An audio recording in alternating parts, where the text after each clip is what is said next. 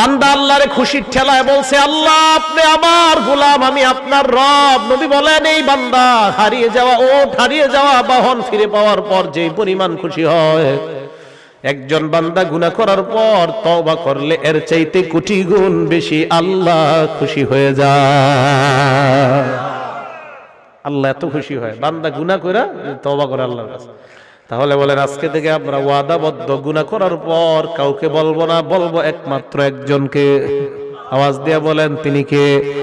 আল্লাহ। তুমি আমার হাত দিলা, পা দিলা, চোখ দিলা মাবুদ, কত গুনাহ করলাম চোখের মাধ্যমে, হাতের মাধ্যমে, পায়ের মাধ্যমে। আল্লাহ আমার সন্তান যদি কষ্ট পায়, আমি কষ্ট পাই মাবুদ, আমিও গুনাহ করলে তুমিও তো মনে হয় এরকম কষ্ট পাও, কারণ তুমি না আমারে কত মায়া করে বানাইলা।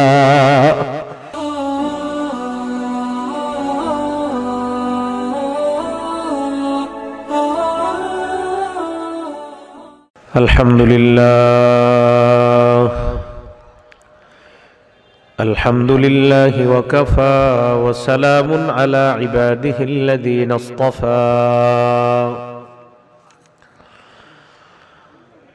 আম্মা বা'দু ফাআউযু বিল্লাহি মিনাশ শাইতানির রাজীম।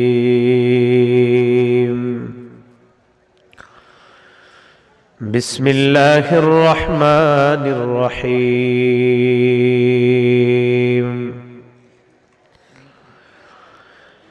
ইয়া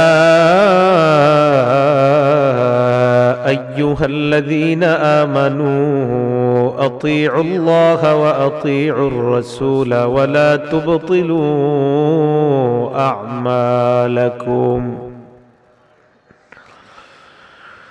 وعن أبي هريرة رضي الله تعالى عنه قال قال رسول الله صلى الله عليه وسلم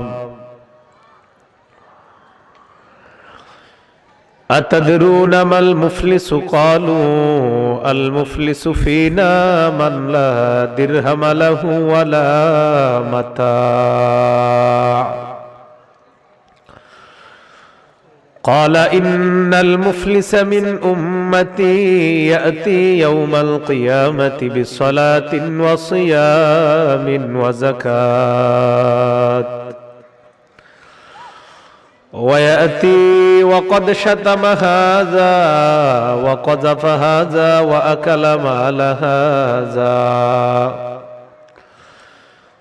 وسفك دم هذا وضرب هذا، فيعطى هذا من حسناته ويعطى هذا من حسناته،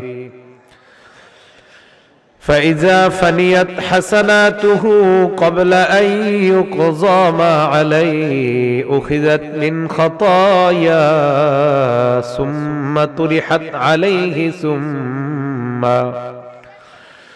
ثم طرح في النار أو كما قال عليه الصلاة والسلام. নামাজে যে দুরূদ শরীফটা আমরা পড়ি, আমরা সবাই পড়ি, আল্লাহুম্মা সাল্লি আলা মুহাম্মাদিন ওয়া আলা আলি মুহাম্মাদ كما صليت على إبراهيم وعلى آل إبراهيم إنك حميد مجيد. اللهم بارك على محمد وعلى آل محمد كما باركت على إبراهيم وعلى آل إبراهيم إنك حميد مجيد. سبحانك لا علم لنا إلا ما علمتنا إنك أنت العليم الحكيم. কৈতরবাড়ি, খোলাবাড়ি বাজার মসজিদ, মাদ্রাসা ও যুব সমাজের উদ্যোগে আয়োজিত ইসলামী মহাসম্মেলনের সম্মানিত সভাপতি, সহসভাপতি, প্রধান অতিথি বিশেষ অতিথিবৃন্দ, উপস্থিত হযরত উলামায়ে কেরাম, সামনে উপবিষ্ট মুসলমান ভাইয়েরা, পর্দার আড়ালে অবস্থানরত মা বোনেরা, আল্লাহ পাক রব্বুল আলামিনের দরবারে লাখো কোটি শুকরিয়া। আল্লাহ আমাদেরকে এই মাহফিলে উপস্থিত হওয়ার তৌফিক দান করেছেন। সকলে বলি আলহামদুলিল্লাহ। আমি আপনাদের সামনে সূরা মুহাম্মদের 33 নম্বর আয়াতে কারিমা তেলাওয়াত করলাম। এই আয়াতে আল্লাহ পাক রব্বুল আলামিন বলেন, হে ঈমানদারগণ, তোমরা আল্লাহর আনুগত্য করো এবং রাসূল সাল্লাল্লাহু আলাইহি ওয়াসাল্লামের আনুগত্য করো। ওয়ালা তুবতিলু আমালাকুম, তোমরা তোমাদের আমল নষ্ট করো না, তোমরা তোমাদের আমলগুলোকে নষ্ট করো না। এই আয়াত দ্বারা বোঝা যায় আমল নষ্ট হয়। আল্লাহ বলছে আমল নষ্ট করো না, তার মানে এমন কিছু কর্ম আছে যেই কর্মগুলা করলে মানুষের আমল নষ্ট হয়ে যায়। আল্লাহ আমাদেরকে দুনিয়াতে পাঠাইলেন, একটা উদ্দেশ্য আছে। দেখেন, আল্লাহ আমাদেরকে বানিয়েছেন, মৃত্যু জীবন দুইটা দিয়েছেন আল্লাহ পরীক্ষা করার জন্য। আল্লাহ বলেন, আল্লাযী খালাকাল মাউতা ওয়াল হায়াতা লিয়াবলুয়াকুম আইয়ুকুম আহসানু আমালা, যিনি মরণ এবং জীবনকে সৃষ্টি করেছেন তোমাদেরকে পরীক্ষা করার জন্য, তোমাদের মধ্যে কারা ভালো কর্ম করে এটা পরীক্ষা করার জন্য আল্লাহ মৃত্যু এবং জীবনকে বানিয়েছেন। ভালো কথা এবং ভালো কর্ম, বলেন তো ভালো কথা, বলেন তো ভালো কথা, ভালো কর্ম, কথা এবং কাজ, তাহলে ভালো কথা ভালো কাজ। আমাদের সমাজে অনেক সময় এমন মানুষ পাবেন যাদেরকে যদি বলেন নামাজের দাওয়াত দেন যে চলেন নামাজ পড়তে, তারা বলবে নামাজ না পড়লে কি হবে, আমি তো ডেইলি 100 বার দুরূদ শরীফ পড়ি, আমি তো জিকির আজগার কম করি না। নামাজ না পড়লে কি হবে, আমি তো মুর্শিদি গান গাই, আমি তো নবীর শানে কত মহব্বতের গান গাই। এখন দেখেন, নবীর শান যিনি গায়, গানে যদি শিরিক না থাকে তো ভালো কথা, কিন্তু ভালো কথা আরেকটা বললাম ভালো কাজ। আমরা এই জায়গায় যারা বসলাম, আমার কথা যারা শুনতেছেন এবং আমি যে বলতেছি, এগুলো হলো ভালো কথা। এই ভালো কথাগুলা আমাদের মুখ থেকে বের হওয়ার পর আমাদের এই ভালো কথাগুলা, আর আপনারা যে সুবহানাল্লাহ বলেন মাঝে মাঝে আর আলহামদুলিল্লাহ বলেন, এই ভালো কথাগুলা সরাসরি আল্লাহর কাছে পৌঁছে যায়। আল্লাহ বলেন সূরা ফাতিরের 10 নম্বর আয়াতে আল্লাহ বলেন, ইলাইহি ইয়াসাদুল কালিমুত তাইয়্যিবু ওয়াল আমালুস সালিহু ইয়ারফাউ। ভালো কথাগুলা আরোহণ করতে করতে আল্লাহর পর্যন্ত পৌঁছে যায়। আমরা আকাশে আরোহণ করার জন্য বিমান ব্যবহার করি, 4 তলা 5 তলা বিল্ডিং এ ওঠার জন্য আমরা সিঁড়ি ব্যবহার করি। আমাদের ভালো কথাগুলা উপরে উঠে, এটা উঠার জন্য একটা জিনিসের প্রয়োজন। এই ভালো কথা উপরে উঠার জন্য ভালো কর্মের প্রয়োজন। আল্লাহ বলেন ওয়াল আমালুস সালিহু ইয়ারফাউ, এবং ভালো আমল ভালো কর্ম তোমাদের ভালো কথা আল্লাহ পর্যন্ত উঠাবে। ভালো কথাকে উপরে উঠায় ভালো কর্ম। এই আয়াত দ্বারা বোঝা যায় ভালো কথা এবং ভালো কর্ম। কথা যেমন ভালো হওয়া প্রয়োজন, কর্ম ভালো হওয়া প্রয়োজন। ভালো কর্মকে বলা হয় নেক কাজ, আমলে সালেহ। তাহলে আমলে সালেহ যদি আমরা করি, আমাদের আমলে সালেহ আমাদের ভালো কথাগুলা 7 আসমান ভেদ করে আমাদের আল্লাহ পর্যন্ত পৌঁছাবে। আব্দুল্লাহ ইবনে মাসউদ রাদিয়াল্লাহু তাআলা আনহু বলেন, তোমরা যখন বলো সুবহানাল্লাহ, আলহামদুলিল্লাহ, লা ইলাহা ইল্লাল্লাহ, ওয়াল্লাহু আকবার, ওয়া তাবারাকাল্লাহ, তোমরা যখন এই বাক্যগুলা বলো, কবাযা আলাইহিন্না মালাকুন, একজন ফেরেশতা তোমাদের বাক্যগুলা লুফে নেওয়ার পর ওয়াদাহুন্না তাহতা জানাহাইহি, ফেরেশতা তার ডানার নিচে তোমাদের তাসবিহগুলা রেখে দাও। ডানার নিচে রেখে দেওয়ার পর যখন তোমরা ভালো কর্ম করো, তোমাদের এই ভালো কর্মগুলা ওই যে ফেরেশতার ডানার নিচে ভালো কথাগুলা, ওই ফেরেশতা তোমার ভালো কর্ম দেখার পর তোমার ভালো কথাগুলা উঠতে উঠতে আল্লাহ পর্যন্ত পৌঁছাবে।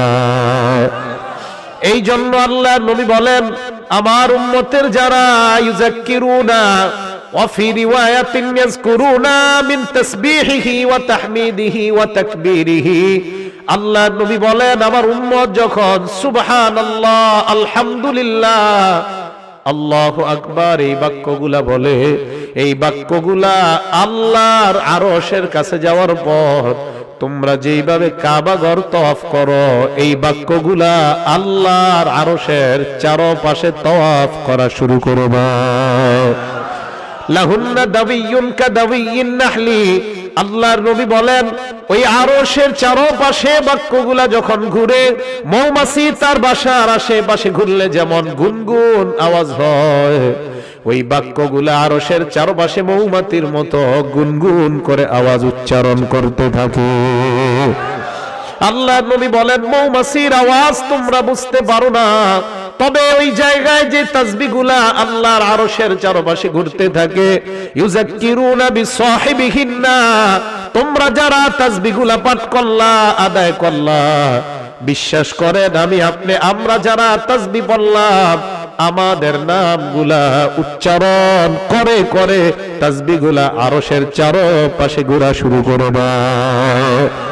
নবী বলেন তোমরা কি চাও 24টা ঘন্টা যেন তোমাদের নামটা আল্লাহর আরশের চারপাশে উচ্চারিত হয়? আমরা চাই কি চাই না? কি আজীব কথা। আমি আপনি এই জায়গায় সুবহানাল্লাহ বলি, আমগো নাম উচ্চারণ হয় আরশে। হ্যাঁ, তো আল্লাহ আমাদেরকে বানাইলেন ভালো কাজ করার জন্য, ঠিক না? তাহলে আমরা ভালো কাজ করব, রাজি আছি না ইনশাআল্লাহ? আব্দুল্লাহ ইবনে আব্বাস রাদিয়াল্লাহু তাআলা আনহু বলেন, ইন্নালিল হাসানা ওয়া ইন্নালিস সাইয়্যিআ। ইবনে আব্বাস বলেন যারা ভালো কাজ করে তাদের 5টা পুরস্কার, 5টা উপকার, যারা খারাপ কাজ করে 5টা ক্ষতি। ভালো কাজের পুরস্কার উপকার কয়টা? খারাপ কাজের ক্ষতি কয়টা?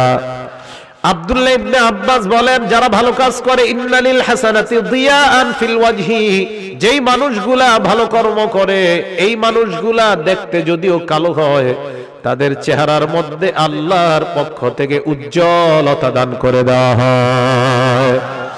2 নাম্বার, ওয়া নূরান ফিল কলবি, যেই মানুষগুলা ভালো কর্ম করে আব্দুল্লাহ ইবনে আব্বাস বলেন তাদের অন্তরের মধ্যে আল্লাহ পাক রব্বুল আলামিন নূর প্রবেশ করায়।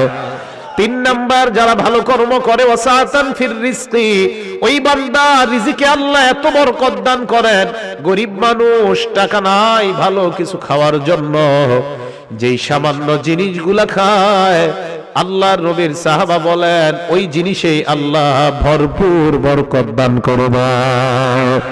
4 নাম্বার, ওয়াকুওয়াতান ফিল বাদান, ভালো কাজ যারা করে তাদেরকে আল্লাহ শারীরিক শক্তি দান করবে। 5 নাম্বার, মুহাব্বাতান ফি কুলুবিল খালক, যারা ভালো কাজ করে ওই মানুষগুলার ব্যাপারে আল্লাহ অন্যান্য মানুষের দিলের মধ্যে মুহাব্বত পয়দা করে দেয়।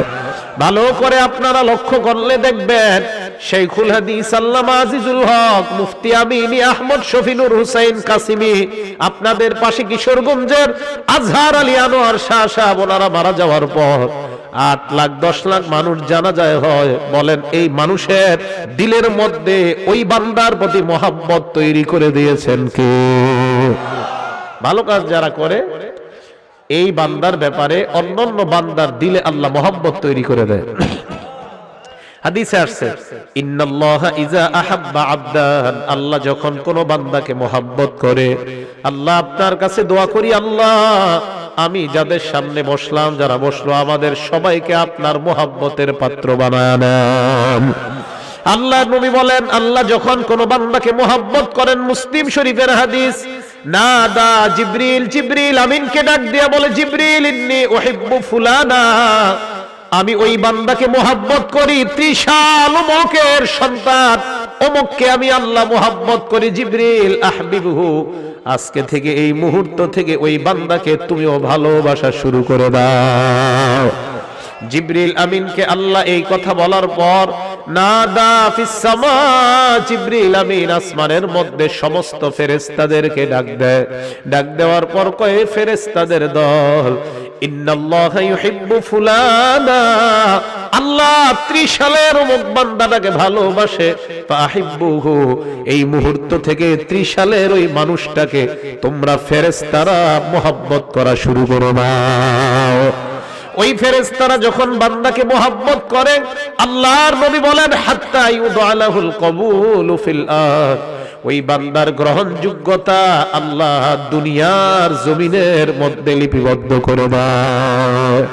তাহলে ভালো কাজ করার উপকার পাঁচটা। 1 নাম্বার, চেহারা কালো হলেও উজ্জ্বল বানায় দিবেন আল্লাহ। 2 নাম্বার, আপনার কলবে আল্লাহ নূর ঢেলে দিবেন। 3 নাম্বার, আপনার রিজিকে আল্লাহ বরকত দিয়ে দিবেন। 4 নাম্বার, আপনার শারীরিক শক্তি আল্লাহ দান করবেন। 5 নাম্বার, মানুষের দিলে আল্লাহ আপনার প্রতি মোহাব্বত পয়দা করে দিবেন।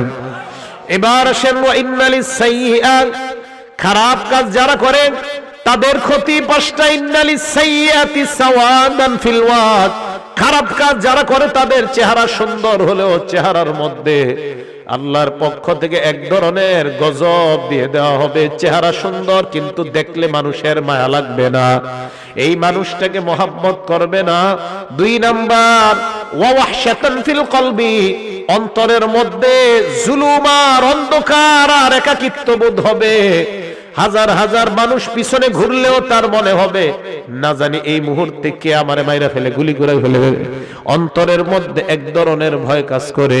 3 নাম্বার, ওয়া নুকসান ফির রিজকি, রিজিকের মধ্যে অভাব অনটন দেখা দেয়। 4 নাম্বার, ওয়া ওয়াহনান ফিল বাদান, শারীরিক অক্ষমতা হয়ে যায়।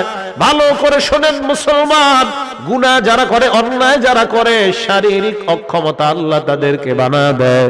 এই মানুষগুলা শারীরিকভাবে বিভিন্ন জায়গায় আটকা যায়। শুধু তাই নয়, শারীরিক জায়গায় যতগুলা জায়গা আছে, গুরুত্বপূর্ণ জায়গাগুলাতেও ওই বান্দা বিপদে পড়ে যায়। 5 নাম্বার, ওয়া বুগযান ফি কুলুবিল খাল, মানুষের অন্তরে ওই বান্দার প্রতি ঘৃণা সৃষ্টি হয়ে যায়। আমাদের বর্তমান বিশ্বে এমন মানুষ আছে যেই মানুষের ব্যাপারে আমার আর আপনার মনের অবস্থা হলো এমন, অমুক নেতা যদি আমার সামনে 10টা মিনিটের জন্য আসতো, আর যদি কোনো অস্ত্র টস্ত্র পিছনে না থাকতো, 10 মিনিট জুতা দিয়া বাইরেইতাম। এরকম মানসিকতা আমাদের তৈরি হয়ে গেছে। তাহলে এই যে এর প্রতি ঘৃণা, এই ঘৃণা তৈরি করে দেখে, ভালো করে আলোচনাটা শুনবেন। তাহলে ভালো কাজ করার পুরস্কার কয়টা? 5টা। খারাপ কাজ করলে ক্ষতি কয়টা? আমরা ভালো কাজ করব না খারাপ কাজ করব? ভালো কাজ করব। তাহলে আমরা গুনাহ করব না, ঠিক না? খুব ভালো করে মনে রাখবেন আজকে থেকে, গুনাহ যারা করে, যারা গুনাহ করে, বলেন কি করে? গুনাহ করলে ধর্মীয় ভাবে 13টা ক্ষতি হয়। ধর্মীয় ভাবে গুনাহ করলে 13টা ক্ষতি হয়। কয়টা ক্ষতি? 13টা ক্ষতি হয় গুনাহ করলে। 1 নাম্বার, হিরমানুল ইলমি, ইলমে দিন থেকে বঞ্চিত হয় গুনাহ করলে। ধর্মীয় জ্ঞান, কোরআন হাদিসের জ্ঞান, এই জ্ঞান ভিতরে থাকে না। যারা গুনাহ করে কোরআন হাদিসের জ্ঞান তাদের মধ্যে থাকে না। যদি মাদ্রাসার তালেবে ইলম কেউ থাইকা দেখেন, আপনার জন্য এই প্রথম আলোচনাটা, গুনাহ করলে ধর্মীয় জ্ঞান ভিতরের মধ্যে থাকে না।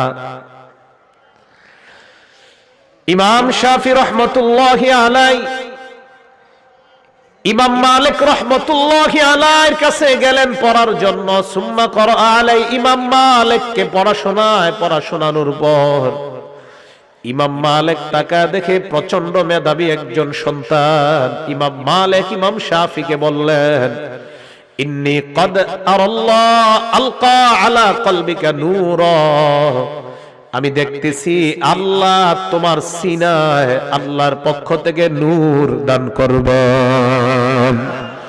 এত মেধাবী একজন সন্তান ইমাম মালিক বললেন, আমার মনে হয় আল্লাহ তোমার অন্তরে নূর ঢেলে দিবেন, আল্লাহ তোমার অন্তরে নূর পয়দা করে দিবেন। এই নূর হলো বিদ্যা, নূর হলো ইলম, নূর হলো কোরআন হাদিসের বিদ্যা। ইমাম মালিক বললেন, লা তুতফিহু বিল মাসিয়া, তুমি তোমার এই বিদ্যা গুনাহের মাধ্যমে আলোটা নিভায়া দিও না। যেই আলো তোমার সিনায় আল্লাহ দান করবেন, এই আলোটা তুমি গুনাহের মাধ্যমে নিভায়া দিও না।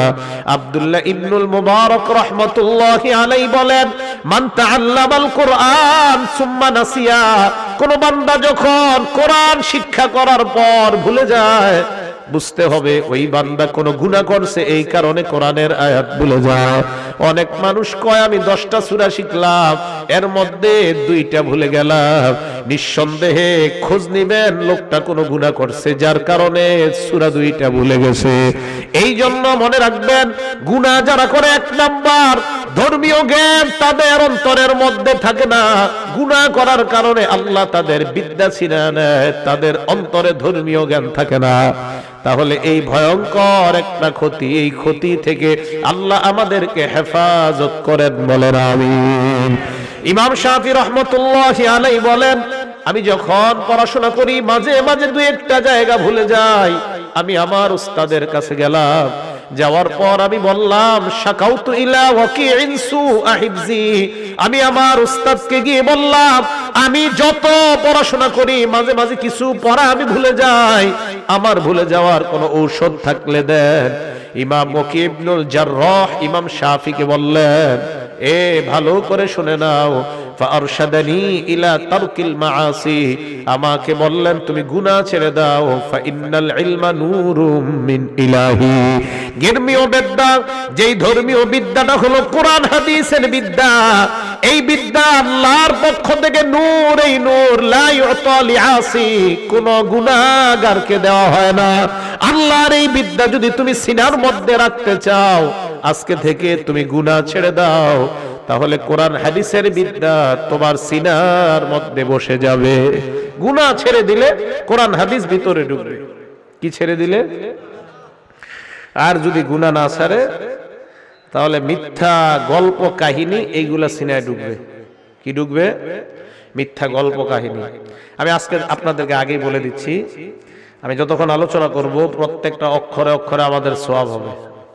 হ্যাঁ, কেন সওয়াব হবে? আমি কারণ প্রত্যেকটা অক্ষর না হয় কোরআন থেকে বলবো, না হয় হাদিস থেকে, না হয় কোরআন না হয় হাদিস, না হয় কোরআন না হয় হাদিস, তো প্রত্যেক অক্ষরের সওয়াব হবে নিঃসন্দেহে। তো এই জন্য বানানো কোনো কিছু বলা হবে না। আর বানায়া বললে আমি জানি মসজিদ পর্যন্ত লোক হয়ে যাবে, আর ওই দিকেও যাবে মানুষ। আমাদের বর্তমান জামানার মানুষগুলা যত মিথ্যা গল্প কাহিনী গুলা শুনতে খুব আগ্রহী।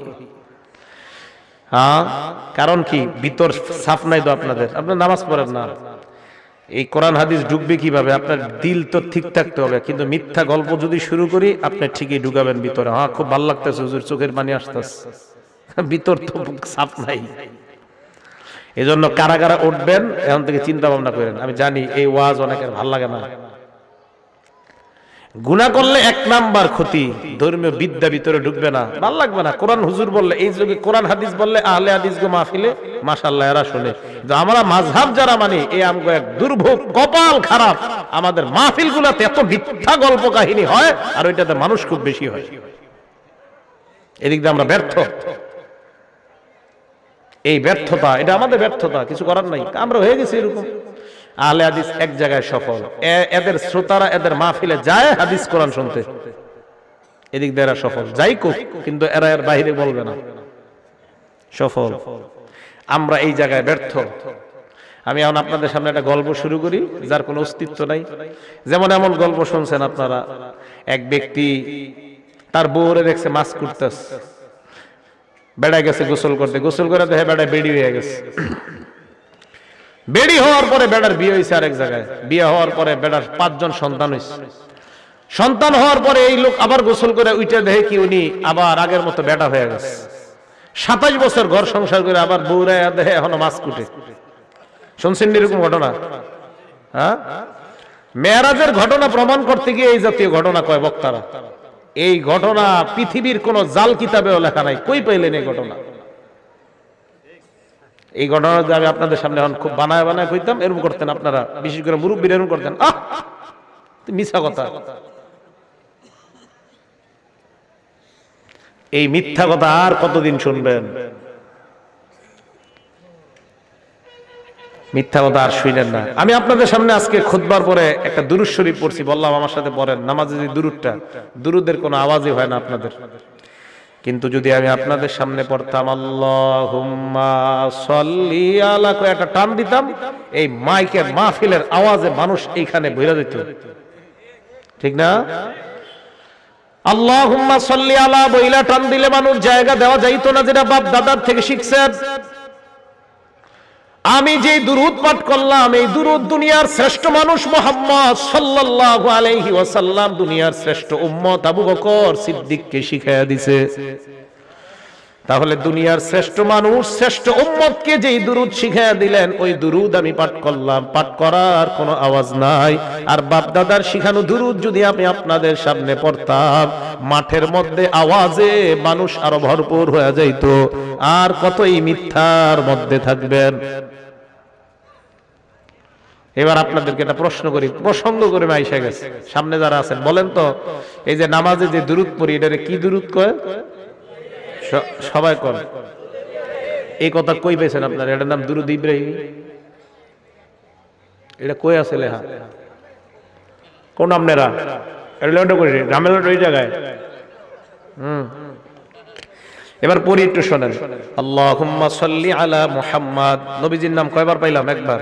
ওয়া আলা আলি মুহাম্মাদ কামা সাল্লাইতা আলা ইব্রাহিম, ইব্রাহিম নবীর নাম, একবার। ওয়া আলা আলি ইব্রাহিম। তাহলে দুরুদের নাম দুরুদে মুহাম্মদি না হয়ে কেন দুরুদে ইব্রাহিম হয়ে যায়? নবীর নাম দুইবার, ইব্রাহিম নবীর নাম দুইবার, দুরুদের নাম দুরুদে মুহাম্মদি কেন না হয়, দুরুদে ইব্রাহিমই কেন হয়ে যায়? এইগুলা মানুষের বানানো নাম। কোরআন হাদিসের কোথাও এই দুরুদের নাম লেখা নাই। আজকে থেকে মনে রাখবেন, এই দুরুদ সেই দুরুদ যেই দুরুদ আমরা নামাজের মধ্যে পড়ি, বাস এটার নাম এই দুরুদ। গুনাহ করার এক নাম্বার ক্ষতি হিরমানুল ইলম। ধর্মীয় জ্ঞান, কোরআন হাদিসের বিদ্যা অন্তরে থাকবে না, গুনাহ করার এক নাম্বার ক্ষতি। গুনাহ করার দুই নাম্বার ক্ষতি শুনেন, আলফুল মাহসিয়া। গুনাহ করতে করতে অন্তরের মধ্যে গুনাহের প্রতি মহব্বত তৈরি হয়ে যাবে। এক পর্যায়ে ওই বান্দা ওয়াল মুহাজারাতু বিহা, গুনাহ প্রকাশ করাটাকে কোনো শরমের ব্যাপার মনে করবে না। রাতের বেলা গুনাহ করবে, সকাল বেলা জনগণের সামনে প্রকাশ করবে, বান্দার লজ্জা হবে না। বুখারী শরীফের 6069 নাম্বার হাদিসের বর্ণনা, আল্লাহর নবী বলেন, কুল্লু উম্মতি মুআফা ইল্লাল মুহাজিরিন। নবী বলেন, আমার উম্মতের যত গুনাহগার সকলকে আল্লাহর পক্ষ থেকে ক্ষমা করে দেওয়া হয়, তবে ইল্লাল মুহাজিরিন, যারা গুনাহ প্রকাশ করে তাদেরকে ক্ষমা করা হয় না। নবী বলেন, ওয়া ইন্না মিনাল মুহাজারা, অন্য বর্ণনায় ওয়া ইন্না মিনাল মুজানা। মুজানা মানে মুহাজারা, একই অর্থ। গুনাহ প্রকাশ করার অর্থ হলো এই। নবী বলেন, ইয়ামালুর রাজুলু বিল্লাইলি আমালা, কোন বান্দা রাতের বেলা গুনাহ করে, কম্বলের নিচে ইউটিউবে নাটক সিনেমা দেখে, সকাল বেলা যখন হয়ে যায় তার গুনাহটা আল্লাহ গোপন রেখেছিল। বন্ধুদের সাথে গিয়ে কয়, আমিলতুল বারিহাতা কাজা ওয়া কাজা, রাতের বেলা আমি ওই গুনাহটা করেছিলাম। আল্লাহর নবী কয়, কি করলা তুমি? তোমার গুনাহটা আল্লাহ ঢেকে রেখেছিল, তুমি তোমার বন্ধুদের সাথে প্রকাশ করে দিলা। এটা কেন করলা? এই অপরাধ করার কারণে তোমার গুনাহ আল্লাহ ক্ষমা করবে না। বলেন নাউজুবিল্লাহ।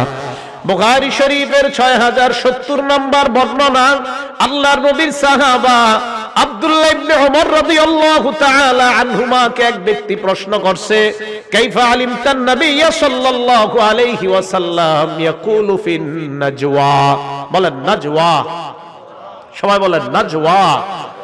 নাজওয়া শব্দের অর্থ হলো কিয়ামতের ময়দানে আল্লাহ আর গুনাহগার বান্দা, কিছু কিছু গুনাহগার বান্দা একান্তে এমন ভাবে কথা বলবে, তো এটার বাংলা অর্থটা আল্লাহ আর বান্দার একান্তে আলাপন, নাজওয়া, আল্লাহ আর বান্দার কিয়ামতের মাঠে একান্তে আলাপন। মনে থাকবে, নাজওয়া, আল্লাহ আর বান্দার কিয়ামতের মাঠে একান্তে আলাপন। এবার দেখেন নাজওয়া কাকে বলে।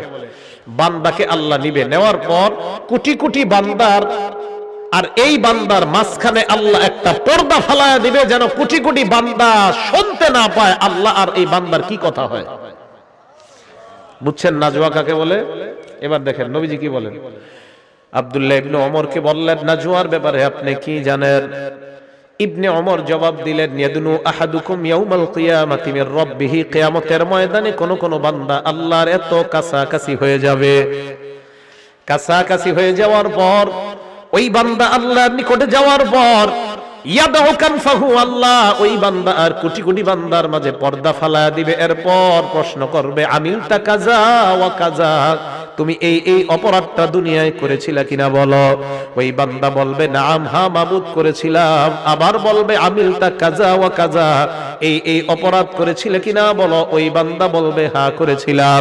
দুইবার বলার পর ফায়ুকাররিরুহু, স্বীকৃতি নেওয়ার পর আল্লাহ বলবে, সাতারতুহা লাকা ফিদ দুনিয়া ফাআনা আগফিরুহা লাকাল ইয়াউম, আমি তোমার গুনাহগুলা দুনিয়ার মধ্যে গোপন রেখেছিলাম, আজকেও আমি আল্লাহ কোটি কোটি মানুষের সামনে প্রকাশ করলাম না, তোমাকে মাফ করে দিয়ে জান্নাতের মেহমান বানায়া দিলাম।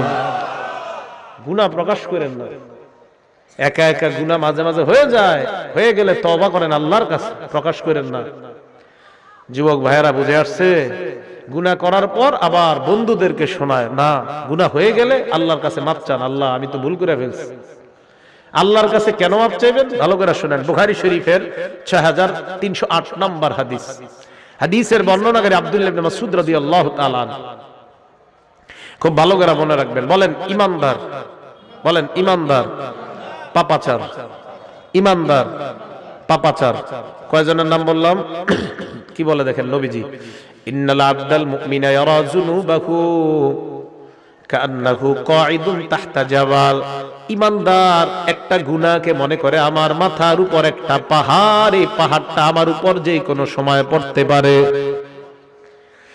ইমানদার মনে করে একটা পাহাড় আমার উপর, এই পাহাড়টা আমার উপর পড়তে পারে। এই হাদিস দ্বারা বোঝা যায় ইমানদার যখন কোনো গুনাহ করতে যায়, করার সময় তার মনের মধ্যে এই জিনিসটা আসবে, সর্বনাশ, আমার উপর একটা পাহাড়, এই পাহাড় আমার উপর পড়তে পারে। বলেন তো পাহাড় পড়লে মানুষ বাঁচে না মরে?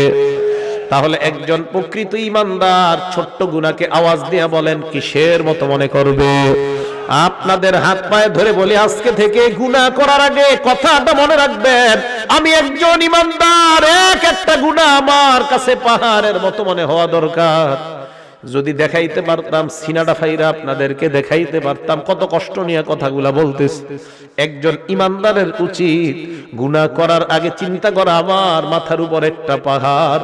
আমি এই হাদিস পড়ে চিন্তা করি, সর্বনাশ, পাহাড় পড়লে তো মানুষ বাঁচে না, এর মানে একটা গুনাহ মানুষকে শেষ করে দিতে পারে, একটা গুনাহ।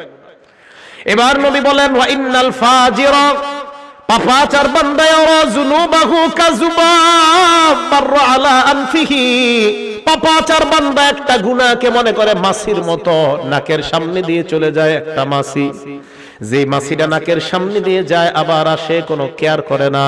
একটা মাছি আমার সামনে দিয়ে গেছে, গুনাহকে কোনো গুনাহ মনে করে না। পাপাচার বান্দা গুনাহকে গুনাহ মনে করে না, গায়ে হলুদের অনুষ্ঠান করে কিছু মনে করে না, সাউন্ড বক্স বাজায় গান বাজায় কোনো কিছু মনে করবে না, বিশাল বড় বড় গানের পার্টি করবে কিছু মনে করবে না। তার কাছে মনে হবে একটা মাছির ডানা আমার সামনে দিয়ে যায় আবার আসে। বলেন তো যদি ইমানদার হয় ওই গুনাহ কিসের মতো মনে হবে? মনে থাকবে নি? এবার শোনেন, নবী বলেন যদি গুনাহ হয়ে যায় আল্লাহর কাছে তওবা করো, আল্লাহ তোমার জিন্দেগীর গুনাহগুলো মাফ করে দিবেন। হাদিসের মধ্যে নবী উদাহরণ দিয়ে বুঝায়, লাল্লাহু আফরাহু বিতাওবাতি আবদিহি মিন রাজুল নাযালা মানজিলাত ওয়া বিহি মাহলাকা কোন বান্দা একটা সফরে বের হয়, বের হওয়ার পর ওই বান্দা সফর করতে করতে অনেক দূর যায়, যাওয়ার পর হঠাৎ বান্দা এক জায়গায় বিশ্রাম নেওয়ার জন্য সফর বিরতি দেয়। হঠাৎ আশেপাশে তাকায় দেখে কোনো মানুষ নাই, ঘর নাই, ঘর বাড়ি কিছু নাই। যেই কোনো মুহূর্তে তার উপর কোনো হিংস্র প্রাণী আক্রমণ করতে পারে, অথবা কোনো ডাকাত দল তার উপর আক্রমণ করতে পারে। আশেপাশে তাকায় দেখে কেউ নাই, কেউ নাই। এবার ওই বান্দা, তার সাথে তিনটা জিনিস আছে। এক নাম্বার মাহু রাহিলা, তার সাথে আছে তার বাহন, বাহন। দুই নাম্বার আলাইহা তাআমুহু ওয়া শারাবু, ওই বান্দার বাহনের উপর তার খানা এবং তার পানি তার বাহনের উপর। শুনেন, এক ব্যক্তি সফরে বের হয়, বের হওয়ার পর যাইতে যাইতে হঠাৎ এমন একটা জায়গায় যাত্রা বিরতি দেয়, যেই জায়গায় যাত্রা বিরতি দেওয়ার পর আশেপাশে তাকায় দেখে কেউ নাই, যেই কোনো মুহূর্তে তার জীবনটা চলে যাওয়ার আশঙ্কা। এমন একটা ভয়ঙ্কর মুহূর্তে ওই বান্দা এবার তার সাথে মাত্র তিনটা জিনিস, অবিহি মাহলাকা, প্রাণ নাশের আশঙ্কা, বাহু রাহিলা, তার বাহন আছে, খানা আছে, পানি আছে, আর কিচ্ছু নাই।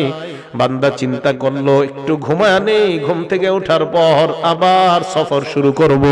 ফানামা নাওমা, বান্দা ঘুমায় যায়। ঘুমানোর পর ফাস্তাইকাযা, আবার জাগ্রত হয়। জাগ্রত হওয়ার পর তাকা দেখে তার বাহনটা হারায় গেছে। বাহন কি হয়েছে? হারায় গেছে। বুখারী শরীফের হাদিস।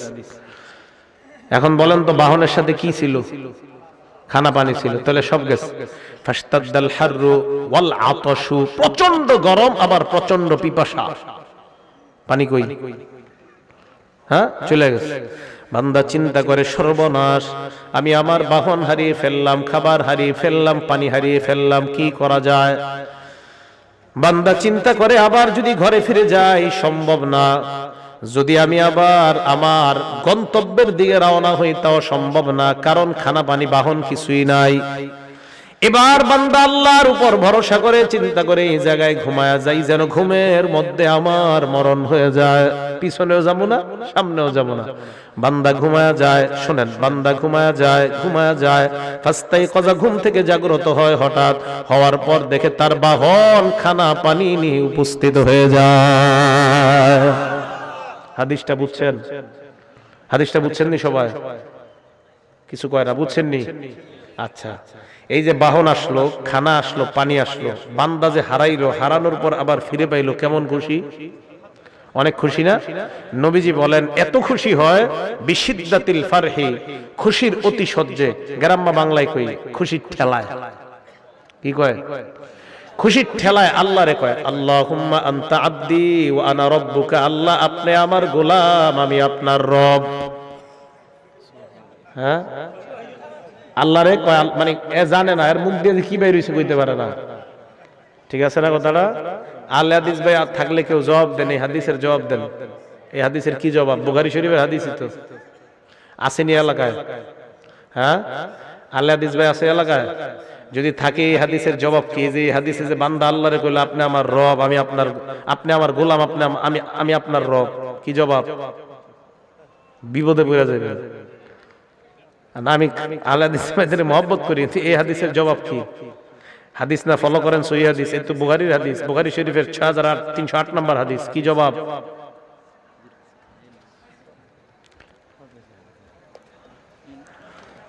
এর মানে বোঝা যায় বান্দার মাথা ঠিক ছিল না। আল্লাহরে কি বলছে বান্দার মনে নাই।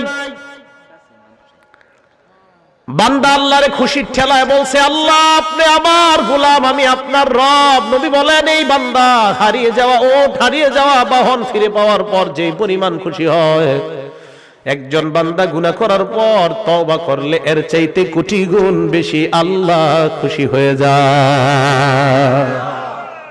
আল্লাহ এত খুশি হয় বান্দা গুনাহ করে তওবা করে আল্লাহর কাছে। তাহলে বলেন আজকে থেকে আমরা ওয়াদাবদ্ধ, গুনাহ করার পর কাউকে বলবো না, বলবো একমাত্র একজনকে। আওয়াজ দিয়ে বলেন তিনি কে? আল্লাহ তুমি আমার হাত দিলা, পা দিলা, চোখ দিলা মাবুদ, কত গুনাহ করলাম চোখের মাধ্যমে, হাতের মাধ্যমে, পায়ের মাধ্যমে। আল্লাহ আমার সন্তান যদি কষ্ট পায়, আমি কষ্ট পাই মাবুদ, আমিও গুনাহ করলে তুমিও তো মনে হয় এরকম কষ্ট পাও, কারণ তুমি না আমারে কত মায়া করে বানাইলা। আল্লাহ না আমারে আপনারে মায়া করে বানাইছে। আপনার ছেলে কষ্ট পাইলে আপনার কত কষ্ট লাগে, তো আল্লাহ আমারে আপনারে বানাইছে। এই হাতটা দিয়ে যখন গুনাহ, আল্লাহ বান্দা এই হাতটা তো গুনাহ করতে দেই নাই, তোর এই চোখটা আমি খারাপ জিনিস দেখতে দেই নাই বান্দা। প্রিয় মুসল্লি ভাইয়ারা, প্রিয় শ্রোতা মণ্ডলী, প্রিয় মুসলমান ভাইয়ারা, কথা কি বুঝে আসতেছে আপনাদের? এবার দেখেন নবীজি সাল্লাল্লাহু আলাইহি সাল্লাম কি বলেন, বুখারী শরীফের 6882 নম্বর হাদিস। এই হাদিসের মধ্যে নবীজি বলেন, আবু গজুর নাসির আল্লাহি সালাসা, আল্লাহর কাছে তিনজন ব্যক্তি সবচাইতে নিকৃষ্ট। আওয়াজ দিয়ে বলেন, আল্লাহর কাছে সবচাইতে নিকৃষ্ট বান্দা কয়জন? এক নাম্বার মুলহিদুন ফিল হারাম, হারাম শরীফের মধ্যে যারা গুনাহ করে আল্লাহর কাছে সবচাইতে নিকৃষ্ট। দুই নাম্বার ওয়া মুবতাগিন ফিল ইসলামি সুন্নাতাল জাহিলিয়া, দাবি করে আমি মুসলমান, কাজ করে সব মুসলমানের কাজ, দাবি করে আমি মুসলমান, ইসলামের মধ্যে থাইকা জাহিলি যুগের সব কর্মকাণ্ড করে। নবী বলেন এই বান্দা আল্লাহর কাছে সবচাইতে নিকৃষ্ট। দাবি করে আমি মুসলমান, আর কয় আমি রাতের বেলা 80-100 রাকাতের কমে তাহাজ্জুদ পড়ি না, দাবি করে আমি মুসলমান, আবার কাম করে সব মুসলমানের, সারা রাত পরে তাহাজ্জুদ, দিনের বেলা মূর্তি পূজা করে, এমন মুসলমান, এটার নাম মুসলমান না, মুনাফিক মার্কা শয়তান, এটার নাম মুনাফিক। রাত্রে করে ইবাদত। যেই কপাল আল্লাহরে সেজদা দেয়, এই কপাল মাজারে কিভাবে সেজদা দেয় বলেন? যেই কপাল আল্লাহকে সেজদা দেয়, এই কপাল কোন পীরকে কিভাবে সেজদা দেয়? যেই কপাল আল্লাহকে সেজদা দেয়, এই কপাল কোন মাজারে গিয়া কিভাবে মাথা ঝুঁকায়? মুসলমান আমি আপনি সেজদা দেই একমাত্র একজনের, আওয়াজ দিয়ে বলেন তিনি কে? এই কপাল আবার অন্য কারো সামনে ঝুঁকে আবার দাবি করে আমি মুসলমান। তাহলে এই ব্যক্তি আল্লাহর কাছে নিকৃষ্ট, যে ব্যক্তি ইসলামের মধ্যে থাইকা কাজ করবে সব অনইসলামিক। গত কিছুদিন আগে 14 ফেব্রুয়ারি গেছে, ঠিক না? আপনাদের এলাকার তরুণ তরুণী আছে এমন যারা দাবি করে আমার নাম আব্দুর রহমান, আমার নাম মুসলমান। মেয়েরাও দাবি করে আমি হালিমা, আমি সাদিয়া, আমি আসিয়া, কাজ করে সব মুসলমানের। এমন সংখ্যা তরুণ তরুণী আছে না নাই? তাহলে দাবি করে আমি মুসলমান, ইসলামের মধ্যে থাইকা কাম করে সব অনইসলামিক। এই বান্দা আল্লাহর কাছে নিকৃষ্ট হয়ে যায়। 3 নাম্বার, যেই বান্দা মুত্তালিবু দাম ইমরিইন বিগাইরি হাক্কিন লিউহরি কাদামা, অন্যায় ভাবে কাউকে হত্যা করে রক্তপাত ঘটায়, ওই বান্দা আল্লাহর কাছে সবচেয়ে নিকৃষ্ট। একটা হাদিস ভালো করে মনে রাখবেন, পারলে ঘরের মধ্যে টানায়া দরজার মধ্যে ঝুলায়া রাখবেন হাদিসটা। আল্লাহর নবী বলেন কিয়ামতের ময়দানে সব আমলনামাগুলো আল্লাহর সামনে যাবে। আল্লাহর সামনে যাওয়ার পর ওই আমলনামাকে আল্লাহ একটা রূপ দান করবে, ওই আমলনামার জবান আল্লাহ খুলে দিবেন। তাজিউস সালাহ, নামাজ আল্লাহর কাছে যাবে, যাওয়ার পর বলবে আল্লাহ আনাস সালাহ, আমি নামাজ। আল্লাহ বলবে ইন্নাকি আলা খায়র, তুমি কল্যাণের উপর আছো। প্লিজ মেহেরবানি করে হাদিসটা শুনেন কি কয়। নামাজ যাবে, একটা কথা বলবে নামাজ, আল্লাহ আমি নামাজ। আল্লাহ জবাব দিবে একটা, তুমি কল্যাণের উপর আছো, শেষ। এবার যাবে সদকা, সদকা গিয়ে বলবে ইয়া রব্বি আনাস সদকা, আমি সদকা। আল্লাহ বলবে ইন্নাকি আলা খায়র, তুমি কল্যাণের উপর আছো। সদকাও কথা বলবে একটা, আল্লাহ জবাব দিবে একটা। ওয়া ইয়াজিউস সিয়াম, রোজা গিয়ে বলবে আনাস সিয়াম, ইয়া রব্বি আমি রব, আমি হলাম রোজা। আল্লাহ বলবে ইন্নাকা আলা খায়র, তুমি কল্যাণের উপর আছো। রোজাও বললেন এক কথা, আল্লাহ জবাব দিলেন একটা। হাজার হাজার অন্যান্য আমলগুলা আল্লাহর সামনে গিয়ে বলবে আল্লাহ আমি অমুক আমল। আল্লাহ বলবে তুমি কল্যাণের উপর আছো, তুমি যাও। ওয়াজিউল ইসলাম, আল্লাহর নবী বলে ইসলাম আসবে, আসার পর আল্লাহর সামনে গিয়ে কথা বলবে দুইটা। কয়টা? আগের গুলা মন দিয়ে শুনে। ইসলাম গিয়ে বলবে কথা দুইটা, আল্লাহ জবাবও দিবে দুইটা। সুবহানাল্লাহ। আগের গুলা কথা বলছে কয়টা? আল্লাহ জবাব দিছে কয়টা? ইসলাম গিয়ে বলবে আনাল ইসলাম ওয়া আনতাস সালাম, আল্লাহ আমি ইসলাম, তুমি হইলা সালাম। আল্লাহ বলবে হ্যাঁ তোমাকেই তো খুঁজতেছিলাম। আখযুবিকা, এক নাম্বার জবাব আল্লাহ, আমি তোমার কারণে কাউকে কাউকে আজকে ঘেডিরা ধরবো, পাকড়াও করব, জাহান্নামে নিক্ষেপ করব। বলেন নাউজুবিল্লাহ। দুই নাম্বার জবাব বিকা, আবার তোমার কারণে অসংখ্য অগণিত বান্দা আমি আল্লাহ যাদেরকে জান্নাতের মেহমান বানায় দিব। এই হাদিসের মাধ্যমে নবী বুঝায় নামাজ পড়বে, রোজা রাখবে, যাকাত আদায় করবে, সব করবে, কিন্তু লোকটার মধ্যে ইসলাম নাই। কি নাই? কি নাই? কারণ নামাজও পড়ে, নামাজও পড়ে আবার শিরিকও করে। ওলামায়ে কেরাম, বর্তমান বাংলাদেশের ওলামারা এই জন্য অন্তর সিরা জনগণকে বুঝাইতে চায়, ও ভাই আপনি ইবাদত বন্দেগী সব করেন, কিন্তু যদি শিরিক করেন তো আপনার সব শেষ। আমাদের দেশে এখন শিরিক নিয়ে খুব রমরমা কাহিনী চলতেছে না, এই যে শিরিক, মূর্তি টুর্তি ইত্যাদি নিয়ে। এই জন্য আলেমরা বুঝাইতেছে যে শিরিক করলে তো আপনার সব গেল। তাহলে ইসলাম যাওয়ার পরে আল্লাহরে বলবে দুইটা, আল্লাহ জবাবও দিবি কয়টা? আল্লাহ আমি ইসলাম, আপনি সালাম। আল্লাহ কয় তোমার কারণে এক দলের ধর্ম জাহান্নামে ফালামু, আরেক দলকে আমি আল্লাহ জান্নাতের মেহমান বানায় দিব। এই জন্য ইসলাম থেকে মুসলমান ইউসুফ নবী আল্লাহরে বলছে তাওয়াফানি মুসলিমা, আল্লাহ তুমি আমাকে মুসলমান অবস্থায় মৃত্যু দিয়ে দাও, আল্লাহ তুমি আমাকে মুসলমান অবস্থায় মৃত্যু দাও। ইউসুফ নবী আল্লাহকে এই কথা কেন বললেন? আল্লাহর কাছে আমরা দোয়া করি, আল্লাহ আমি সহ এই ত্রিশালের যারা এই জায়গায় আসছে সকলকে তুমি মুসলমান পরিচয়ে মৃত্যু দিয়ে দাও। গুনাহ করার তিন নাম্বার ক্ষতি, তুহরামুত তাআ, ইবাদত থেকে বঞ্চিত হয় বান্দা। কি থেকে? ইবাদত। গুনাহ করতে করতে আর আল্লাহর ইবাদত করতে পারে না। ইবাদত, ভাই নামাজ ধরেন, কয় কালকে। ভাই নামাজ শুরু করেন না, কালকে। আরে ভাই নামাজ শুরু করেন, কয় কালকে। আসেনি?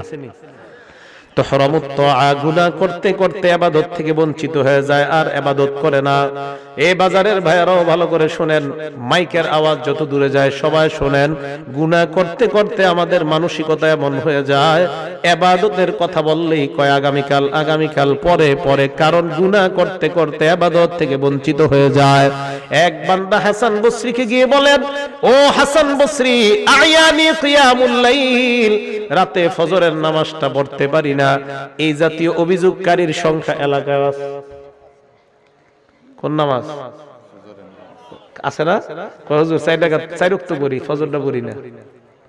হাসান বসরি কয় কত কাইয়াদাতকা খতায়া, তোমার গুনাহ তোমারে আটকায় রাখে, তাই ফজর তুমি পড়তে পারো না। 4 নাম্বার, বাংলাটা মনে রাখবেন, 4 নাম্বার, তাজরাউল মাআসি আমসালাহা ওয়া ইউলিদু বাদুহা বাদা। এক গুনাহ আরেকটা গুনার বীজ বপন করে, ওই বীজ থেকে আরেকটা গুনার জন্ম হয়। আবার এক গুনাহ আরেক গুনার বীজ বপন করে, ওই বীজ থেকে আরেকটা গুনাহের জন্ম হয়। উলামায়ে কেরামের একটা কথা স্বর্ণাক্ষরে ঘরে লিখে রাখবেন, আলেমরা বলেন ইন্না মিন উকুবাতিস সাইয়্যা আস-সাইয়্যাতু বাদাহা, বলেন আমার সাথে গুনাহের সবচাইতে বড় শাস্তি, বলেন গুনাহের সবচাইতে বড় শাস্তি, বলেন গুনাহের সবচাইতে বড় শাস্তি এক গুনার পর আরেকটা গুনাহ করা। গুনাহের সবচাইতে বড় শাস্তি হলো এক গুনার পর আরেকটা গুনাহ করা। এবার বিপরীতে দেখেন, ওয়া ইন্না মিন সাওয়াবিল হাসানাতি আল হাসানাতু বাদাহা, নেকির কাজের সবচেয়ে বড় ফলাফল একটা নেক কাজ করার পর আরেকটা নেক আমলের সুযোগ আল্লাহ দিয়ে দেওয়া। এশার নামাজ আজকে যারা আদায় করলেন, এই নেক কাজ করার পর যারা আপনারা মাহফিলে আসলেন, এটা আপনাদের জন্য সৌভাগ্যের বিষয়। এই এশার নামাজের সবচেয়ে বড় ফলাফল হলো আপনাদের জন্য এশার নামাজের পর আরেকটা নেক কাজের মধ্যে আল্লাহ আপনাদেরকে জুড়িয়ে দিয়েছেন। মনে রাখবেন, ভালো কাজ করার পর আরেকটা ভালো কাজে সম্পৃক্ত হওয়া, এটা হলো ভালো কাজের সবচেয়ে বড় ফলাফল। আর খারাপ কাজের সবচেয়ে বড় শাস্তি হলো এক গুনার পর আরেকটা গুনাহের মধ্যে লিপ্ত হয়ে যাওয়া। আর কতক্ষণ ইউটিউব দেখবি? আয় আয় আম্মা আইতাছি, আরেকটু বাকি আছে, আরে আয় আরেকটু বাকি আছে। কি করস? What are you doing now? I am watching series. কি করস? আম্মা সিরিজ দেখতেছি। কি দে সিরিজ। আর যুবক যুবতীরা ফেসবুক চালায়, নাম দেয় এফবি। ফেসবুকের পুরা নাম কি দিছে? সব শর্টে এফবি। গার্লফ্রেন্ডের নাম জিএফ, বয়ফ্রেন্ডের নাম বিএফ। রাত 12টার পর প্রশ্ন করবেন, what are you doing now? কি করছো? কয় আমি স্ক্রলিং এফবি। কয় another else? কয় I'm chatting with my various friends from various countries. বিভিন্ন দেশের বিভিন্ন বন্ধুদের সাথে চ্যাটিং করছি। হুজুর আপনি কি এত কিছু জানেন কেমনে? আমি তো মাওলানা দেখতাছেন, আমি জেনারেল লাইনে অনার্স 3rd ইয়ার পর্যন্ত পড়ুয়া, বুঝে আসছে কিছু? সবই জানি। কি বুঝে আসলো? কিছুই বুঝেন নাই। এখন এই যে অবস্থা, আমার আব্বা আলেম না, আমার আব্বা উজানি পীর সাহেব রহমতুল্লাহি আলাই, আল্লাহর ওলির সাথে সম্পর্ক রাখতেন। এই সূত্রে আমার আব্বা আমাদের ভাইদেরকে মাদ্রাসার লাইনে পড়াশোনা করেছে। আমার ছোট ভাই মাওলানা হাফেজ, মাওলানা মুফতি মাদ্রাসায় পড়ায়। তিনো ভাই আমরা হাফেজ আলহামদুলিল্লাহ। তো আসলে এই লাইনের না, আমরা আমাদের ফ্যামিলি পরিবার সবাই অন্য লাইনেই ছিল। আমাদের কুমিল্লাতে বেশি জেনারেল শিক্ষার হার ছিল প্রায় 95%। এখন আস্তে আস্তে আস্তে আস্তে এই লাইনে ঢুকতেছে, মানে পড়াশোনা করতেছে। যাই হোক, যে কথাটা বলতেছিলাম, দেখেন গুনাহ করতে করতে জিজ্ঞাসা করে আরেকটু বাকি আছে, আরেকটু বাকি আছে, আরেকটু বাকি আছে। দেখেন এই কথাগুলা বলার কারণ কি? এটা বলার কারণে আপনার সন্তানকে ইলেকট্রনিক্স মিডিয়া থেকে দূরে রাখেন। যে জাপান আপনার ছেলের হাতে মেয়ের হাতে মোবাইল তুলে দিচ্ছে, ওরা 18 বছরের আগে সন্তানকে মোবাইল দেয় না, আপনি কেন দিচ্ছেন? হুজুর এটা ছাড়া তো পড়াশোনা হয় না এই যুগে, ডিজিটাল পদ্ধতি। পড়াশোনার যে কি অবস্থা আর কি বলবেন, এই যুগে কি আবার পড়াশোনা করে পাশ করা লাগে? আমি তো এটা বলি নাই। আল্লাহ আমাদেরকে হেফাজত করেন। ভাই এই শব্দটা মনে রাখেন, বিবি সন্তান সবাই শিখিয়ে দিবেন যে গুনাহের সবচাইতে বড় শাস্তি এক গুনার পর আরেক গুনাহ করা, নেকির কাজের সবচাইতে বড় ফলাফল এক ভালো কাজ করার পর আল্লাহ তোমারে আরেকটা ভালো কাজে লাগায় দেওয়া। ঠিক আছে না? আল্লাহর কাছে আজকে থেকে দোয়া করব, আল্লাহ 24টা ঘন্টা এক একটা নেক আমলের পর আরেকটা নেক আমল যেন করতে পারি, আল্লাহ তুমি তৌফিক দিয়ে দাও। গুনাহের 5 নাম্বার ক্ষতি, হাওয়ানুল আব্দিল আসি আলাল্লাহ। আরে বান্দা গুনাহ করতে করতে এক পর্যায়ে আল্লাহর দরবারে নিকৃষ্ট বলে বিবেচিত হয়ে যায়। মক্কা বিজয়ের দিন আল্লাহর নবী ভাষণ দিলেন, ইন্নাল্লাহা ক্বাদ আযহাবা আনকুম উবিয়াতাল জাহিলিয়া। এ মানুষ শোনো, জাহিলি যুগে তোমরা যেই দম্ভ অহংকার করতা, এই অহংকারের প্রথা আল্লাহ বিলুপ্ত করে দিয়েছেন। ওয়া তাআযুমাহা বিআবাইহা, বাপ দাদা নিয়ে গর্ব করতা, এই গর্ব করার দিন শেষ। মক্কার বেঈমানরা গর্ব করে বলতো, আমার বাপ দাদা গত 50 বছর মূর্তি পূজা করছে, আমরা করলে সমস্যা কোথায়? আল্লাহ নবী কয়, এই জাতীয় অহংকার গর্ব আর করবা না, এই গর্বের কথা আল্লাহ বিলুপ্ত করে দিয়েছেন। এবার নবী বলেন, মনে রাখবা মানুষ দুনিয়াতে 2 শ্রেণীতে বিভক্ত। জোরে বলেন, কয় শ্রেণীতে বিভক্ত? 1 নাম্বার ভালো মানুষ, 2 নাম্বার খারাপ মানুষ। আল্লাহর নবী কয়, যারা ভালো মানুষ তাদের গুণ হলো 3টা, আর যারা খারাপ মানুষ তাদের খারাপ স্বভাব হলো 3টা। ভালো মানুষের 3 গুণ। 1 নাম্বার নবী বলেন বাররুন, এই লোকটা পুণ্যের কাজ করবে, ইবাদত বন্দেগী করবে। 2 নাম্বার ওয়াতাকিয়ুন, পাশাপাশি আল্লাহকে ভয় করবে, ইবাদত করবে, আল্লাহকে ভয় করবে। এই কথার অর্থ কি? বান্দা নামাজ পড়বে, মসজিদ থেকে বের হওয়ার পর কেউ যদি বলে চলো দোকানের মধ্যে টেলিভিশনে সিনেমা চলতেছে দেখতে যাই, ওই বান্দা আল্লাহর ভয়ে বলবে না না আমি যেতে পারবো না। 1 নাম্বার পুণ্যের কাজ করা, 2 নাম্বার আল্লাহকে ভয় করা।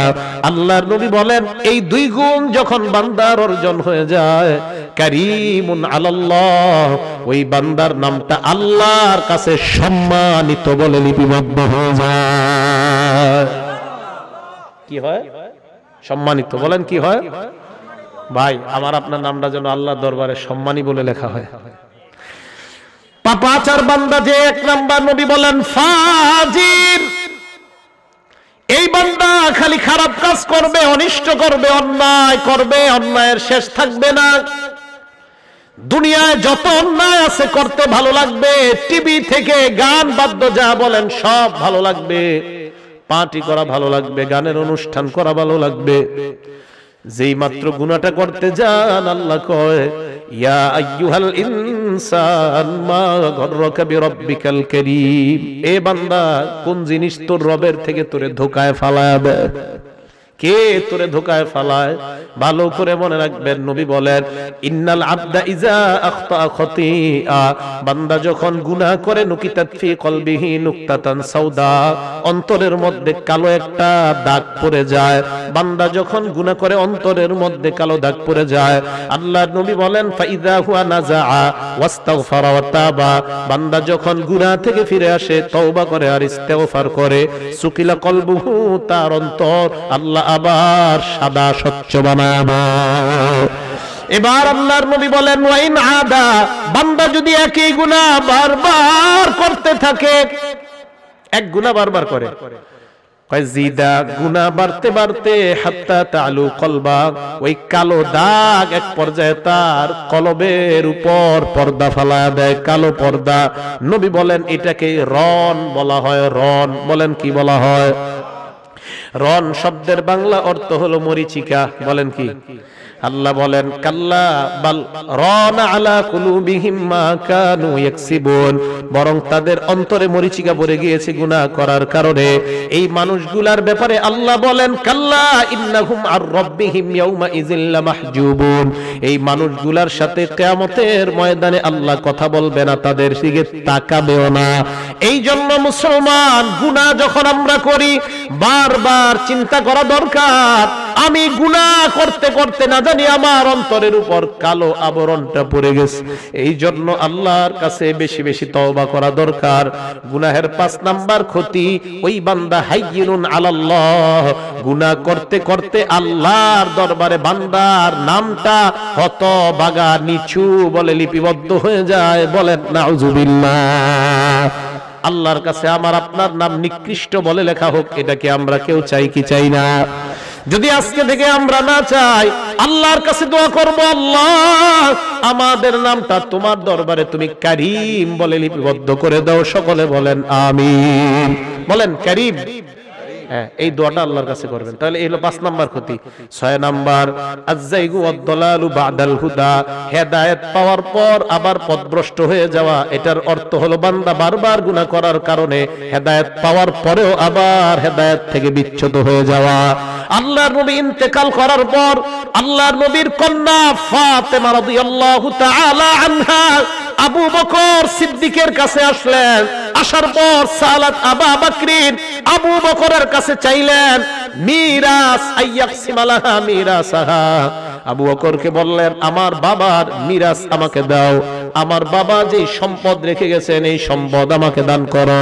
মা তারাকা রাসূলুল্লাহ মিম্মা আফা আল্লাহু আলাইহি, আল্লাহর নবীকে আল্লাহ যে সম্পদ দিয়েছেন মিন খায়বার, খায়বারের সম্পদ, ওয়া ফাদাক, ফাদাকের সম্পদ, আর মদিনার কিছু সম্পদ আমার বাবাকে আল্লাহ দিয়েছে আবু বকর। ওই সম্পদ আমি চাই মিরাস হিসাবে আমি কন্যার কাছে সম্পদ দিয়ে দাও। আবু বকর সিদ্দিক জবাব দেয় অসম্ভব, আমি সামান্য অংশ তোমাকে দিতে পারবো না। সুবহানাল্লাহ বলেন। ঘটনাটা বুঝতেছেন? নবীর মেয়ে কয় মিরাস দাও, আবু বকর কয় না দিমু না, কিচ্ছু দিমু না। হাদিসে কি আসছে দেখেন, ফাগদিবাত ফাতিমা, ফাতেমা রাগ হয়ে গেছে। ওয়া হাজারাত আবু বকরিন, আবু বকরের সাথে কথা বলা বন্ধ করে দিয়েছে। শুধু কথা বলা বন্ধ করেছে তাই নয়, 6 মাস কথা কয় না। কয় মাস? 6 মাস। আশাদবাদা তুওয়াফিয়া রাসূলুল্লাহ 6 আশহুরিন, আল্লাহর নবী মারা যাওয়ার পর ফাতেমা দুনিয়াতে 6 মাস বেঁচে ছিলেন। এই 6 মাস আবু বকরের সাথে কথা কয় নাই। মূল ঘটনাটা এবার আপনাদের জানতে মন চায় কি চায় না? ফাতেমা মিরাজ চাইলেন, আবু বকর কেন মিরাজ দিলেন না? আবু বকর সিদ্দিক রাদিয়াল্লাহু তাআলা আন জবাব দিলেন, ফাতেমা লাস্তু তারিকান শাইআন ইয়াফআলু বিহি রাসূলুল্লাহ সাল্লাল্লাহু আলাইহি ওয়াসাল্লাম, তোমার বাবা আল্লাহর নবী যা করেছেন আমি আবু বকর কখনো এর কিঞ্চিত অমান্য করতে পারবো না। এ ফাতেমা, আখশা ইন তারাকতু শাইআম মিন আমরিহি আন আযিগা, আমি যদি আমার নবীর সামান্য হুকুম অমান্য করি, আমার আশঙ্কা আমি পথভ্রষ্ট হয়ে যাইতে পারি। নবীর সাহাবা আবু বকর বলেন, নবীর একটা হুকুম অমান্য করলে আমি পথভ্রষ্ট হয়ে যেতে পারি। একবার চিন্তা করেন, আমি আর আপনি নবীর কত হুকুম প্রতিনিয়ত অমান্য করি। এবার আবু বকর জবাব দিলেন, আপনাদের প্রশ্নের উত্তর কিন্তু হয় নাই, মিরাজ দিল না কা। আবু বকর সিদ্দিক জবাব দেয়, ফাতেমা, আল্লাহর নবীর কোন হুকুম আমি অমান্য করতে পারি না। আল্লাহর নবী বলেছেন, লা নুরাসু, আমরা যারা নবী মারা যাওয়ার পর আমাদের সম্পত্তির কোনো মিরাস হয় না। মা তারাকনা সাদাকা, আমাদের নবী, আমরা নবীরা যা দুনিয়ায় রেখে যাই, আল্লাহ উম্মতের জন্য সেটা সদকা হিসাবে কবুল করে না। ফাতেমা, তোমার বাবার মিরাস তুমি পাবা না, কারণ নবী বলছে নবীদের কখনো মিরাস হয় না। বুঝে আসছেনি কথাটা? তাও বকর বলেন, এই হুকুম অমান্য করার কারণে আমি পথভ্রষ্ট হয়ে যেতে পারি। এবার আমার আপনার ভাবার বিষয়, কত হুকুম প্রতিনিয়ত অমান্য করি। 7 নাম্বার গুনাহের ক্ষতি, নিসিয়ানুল্লাহি লিল আবদি, বান্দা গুনাহ করতে করতে আল্লাহকে ভুলে যায়। আল্লাহ বলেন, লা তাকুনু কাল্লাযিনা নাসুল্লাহ, তোমরা আল্লাহর ব্যাপারে তাদের মতো হয়েও না যারা আল্লাহকে ভুলে গেছে, তাদের মতো হয়েও না। আল্লাহ বলে, হে ঈমানদার, হে ত্রিশালের ঈমানদার, তোমরা তাদের মতো হয়েও না যারা আল্লাহকে ভুলে গেছে, গুনাহ করতে করতে আল্লাহকে ভুলে গেছে। ফাআনসাহুম আনফুসাহুম, এক পর্যায়ে তারা নিজেদেরকেই ভুলে যায়, আর তওবা করতে মন চায় না, কারণ নিজেদের কথাই মনে নাই। এরা যে তওবা করা দরকার এটাই মনে থাকবে না। সমাজে তালাশ করলে দেখবেন 5 ওয়াক্ত নামাজ দূরের কথা, জুমার নামাজটাও পড়ে না এমন মানুষও তালাশ করলে পাওয়া যায়। জুমা পড়ে না কেন? আল্লাহর এমন ভুলা বলছে, নিজের কথা আর মনে নেই, শেষ। এই গুনাহের 7 নাম্বার ক্ষতি। আহারে বান্দা ভুলে যাবে। 13টা ভালো করে শুনেন, 12 নাম্বারটা ভয়ঙ্কর ক্ষতি। যদি 12 নাম্বারটা শুনতে চান তো বসেন, এই হলো 7। 8 নাম্বার গুনাহের ক্ষতি, সাকাতুল্লাহি লিল আবদিল আসি, নাফরমান বান্দার উপর আল্লাহ রাগান্বিত হয়ে যায়। বলেন নাউযুবিল্লাহ। সূরা বাকারার 276 নাম্বার আয়াতে আল্লাহ বলেন, ওয়াল্লাহু লা ইউহিব্বু কুল্লা কাফফারিন আসিম, প্রত্যেক কাফের, প্রত্যেক গুনাহগারকে আল্লাহ পছন্দ করে না। আল্লাহ পাকের ক্রোধের মধ্যে যদি আমরা পড়তে না চাই, আল্লাহর মাহবুব যদি আমরা হতে চাই, গুনাহ করা যাবে না। এই জন্য আল্লাহর নবীর সাহাবা মুআজ ইবনে জাবাল রাদিয়াল্লাহু তাআলা আনহু বলেন, আওসানি রাসূলুল্লাহ বিআশারি কালিমাত, আমার নবী আমাকে 10টা বিষয় উপদেশ দিয়েছেন। এর মধ্যে একটা হলো, এ মুআজ, ইয়াকা ওয়াল মাসিয়া, গুনাহ থেকে তুমি বাঁচো। ফাইন্না বিল মাসিয়াতি হাল্লা সাকাতিল্লাহ, গুনাহের কারণে আল্লাহর গজব দুনিয়াতে নাজিল হয়। এই যে করোনা ভাইরাস বলেন, খোঁজেন, তালাশ করলে দেখবেন দুনিয়ার মানুষ গুনাহ বেশি করা শুরু করে দিয়েছে। এই জন্য আল্লাহ দুনিয়াতে গজব পাঠাবে। মানুষ যত বেশি গুনাহ করবে তত বেশি গজব দিবেন কে? গুনাহের 9 নাম্বার ক্ষতি, এটা আমার সাথে বলতে হবে আপনারা, হুবুতু বাদিল আমালিস সালিহা বিল কাবাইর। বাংলাটা বলেন, কিছু ভালো আমল কবিরা গুনাহের মাধ্যমে নষ্ট হয়ে যায়। বলেন তো, কিছু কিসের কারণে নষ্ট হয়? সর্বনাশ। এটা কেমন কথা? নবীজি বলেন, লা আ'লামান্না আকওয়ামান মিন উম্মতি ইয়াতুনা ইয়াউমাল কিয়ামা বিহাসানাতিন আমসালি জিবালি তিহামাতা বাইযা। আল্লাহর নবী বলেন, আমার উম্মতের একদল মানুষ আমি চিনি যারা কিয়ামতের ময়দানে তিহামার সাদা পাহাড়ের মতো বিশাল বড় বড় আমলনামা নিয়ে আল্লাহর দরবারে উপস্থিত হবে। এই মানুষগুলা কিয়ামতের ময়দানে উপস্থিত হওয়ার পর ফায়াজালুহুন্নাল্লাহু মানসুরা, আল্লাহ তাদের এই পাহাড়ের মতো আমলগুলাকে বিক্ষিপ্ত ধুলার মতো বানায় দিবে। কিসের মতো? টিনের ঘর আছে আপনাদের, অথবা বেড়া, বেড়ার ছিদ্র, টিনের ছিদ্র দিয়ে দেখবেন মাঝে মাঝে রৌদ্রের একটা ইয়া ভিতরে আসে। ওই রৌদ্রের মধ্যে কি জানি ঘুরে, হ্যাঁ, ছোট ছোট, আসলে কি রৌদ্রে ঘুরে না পুরা ঘরেই? হ্যাঁ, পুরা ঘরেই ঘুরে, খালি রোদ ঘরে আসছে দিকে আপনি উট্টুক দেখতেছেন। বুঝেন না কথাটা? এই যে এটা হাবা মানসুরা, যে আমলনামা পাহাড়ের মতো নিয়ে যাবে, এই আমলনামা গুলা এরকম হয়ে যাবে, দেখা যাবে না। সাহাবা সাওবান বলে, ইয়া রাসূলুল্লাহ সিফহুম লানা ওয়া জাল্লিহিম লানা, হুজুর তাদের পরিচয় দেন, তাদের চামড়াগুলা কেমন হবে বলেন। আল্লাহর নবী জবাব দিলেন, সাওবান ইন্নাহুম ইখওয়ানুকুম ওয়া মিন জিলদাতিকুম, তারা দেখতে তোমাদের মতোই হবে, তোমাদের চামড়ার মতো। ওয়া ইয়াখুযুনা বিল-লাইলি কামা তাখুযুন, এরা রাতের বেলা তাহাজ্জুদ পড়বে তোমরা যেমন পড়ো। তবে ইন্নাহুম ইজা খালাউ বিমাহারিমিল্লাহ, এরা যখন চুপে চুপে আড়াল হয়ে যায়, মদের বোতল মুখের মধ্যে ঢুকাইতো, আড়ালে গেলে দেশ স্বদেশ বাগের ষড়যন্ত্র করত, আড়ালে গেলে দেশটার 12টা বাজানোর ষড়যন্ত্র করত, দাদা বাবুদের সাথে মিটিং করে দেশটার 12টা বাজানোর ষড়যন্ত্র করত, আড়ালে গেলে এই কাজগুলা করত। আর মানুষের সামনে বলে, আমি তাহাজ্জুদ পড়ি, আমি রোজা রাখি, আমি সকালবেলা কোরআন তেলাওয়াত ছাড়া আমার দিন শুরু করি না। আল্লাহর নবী কয় সব ঠিক, কিন্তু পর্দার আড়ালে গেলে এটার মতো খবিস আর দুনিয়ায় কেউ নাই। এই মানুষগুলা পাহাড়ের মতো আমল নিয়েও তাদের আমল শূন্য হয়ে যাবে, কারণ পাশাপাশি বড় বড় কবিরা গুনাহ করত। এই জন্য কিছু কিছু আমল কবিরা গুনাহের মাধ্যমে বরবাদ হয়ে যায়। আল্লাহর নবীর সাহাবা আবু হুরায়রা রাদিয়াল্লাহু তাআলা আনহুর বর্ণনা, নবী বলেন, আবু হুরায়রা আতাদরুনা মাল মুফলিস, জানোনি নিঃস্ব কাকে বলা হয়? কি? সর্বহারা। বলেন। সাহাবারা জবাব দিলেন, মানলা মাতাআ ওয়ালা দিরহামা, হুজুর যার বাসস্থান নাই, যার টাকা পয়সা নাই, তাকেই সর্বহারা বলা হয়। আল্লাহর নবী কয় না, ইন্নাল মুফলিসা মিন উম্মতি, আমার উম্মতের সর্বহারা ওই বান্দা, ইয়াতি ইয়াউমাল কিয়ামাতি বিসসালাত, কিয়ামতের ময়দানে সালাত নিয়ে উপস্থিত হবে, ওয়া সিয়ামিন, রোজা নিয়ে উপস্থিত হবে, ওয়া যাকাতিন, যাকাত নিয়ে উপস্থিত হবে।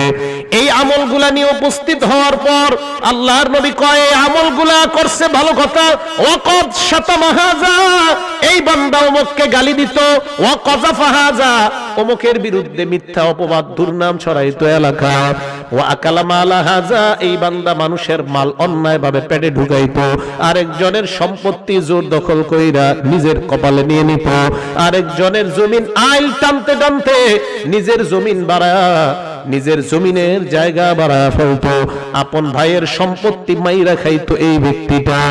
আর নবী বলেন, ওয়াসাফাকা দামা হাযা, মানুষের সামনে আমল করত, পর্দার আড়ালে মানুষের রক্তপাত ঘটাইতো। 5 নাম্বার, ওয়াদরবা হাযা, এই মানুষটা অন্য মানুষের উপর অন্যায়ভাবে আক্রমণ করত। এবার নবী বলেন, তার নামাজ, তার রোজা, তার যাকাত, ফায়ুতা হাযা মিন হাসানাতি, যেই ব্যক্তির গালি দিত ওই ব্যক্তি বলবে, আল্লাহ এই ব্যক্তি দুনিয়ায় আমারে গালি দিছে, আমি ক্ষতিপূরণ চাই। আল্লাহ বলবে, তার আমলনামা থেকে নিয়ে নাও। আরেক বান্দা বলবে, আল্লাহ আমার বিরুদ্ধে এই ব্যক্তি মিথ্যা অপবাদ রটাইছে, দুনিয়ার মধ্যে আমি 30 সাল থাকতাম, আমার এমন অপমান ছড়াইছে, আল্লাহ আমি 10 বছর আমার এলাকায় যাইতে পারি নাই, মাবুদ আমি ক্ষতিপূরণ চাই। আল্লাহ বলবে, তার আমলনামা থেকে নিয়ে নাও। আরেক বান্দা বলবে, আল্লাহ এই ব্যক্তি আমার সম্পদ আত্মসাৎ করে দুনিয়া দেখাইছে, আমি ক্ষতিপূরণ চাই। আল্লাহ বলবে, আমলনামা থেকে নিয়ে নাও। আরেক বান্দা বলবে, আল্লাহ আমার রক্তপাত ঘটাইছে, ওই বান্দাকে বলবে, আমলনামা দাও। বান্দা বলবে, আল্লাহ ইষ্টকে আর নাই, সব শেষ। তো শেষ, কিন্তু বাকি আছে আরো 2 জন। এবার আল্লাহ বলবেন, ঠিক আছে, উখিজাত মিন খতায়া, তোমার গুনাহ দাও। গুনাহ নেওয়ার পর তাকে দেওয়া হবে। আরেকজনকে বলবে, তোমার গুনাহ দাও। গুনাহ নেওয়ার পর তাকে দিয়ে বলবে, যাও যাও, তোমার ঠিকানা জাহান্নাম। আওয়াজ দিয়ে বলেন, নাউযুবিল্লাহ। দেখছেন? তাহলে কবিরা গুনাহ আমলনামারে নষ্ট করে দেয়, আসেনি?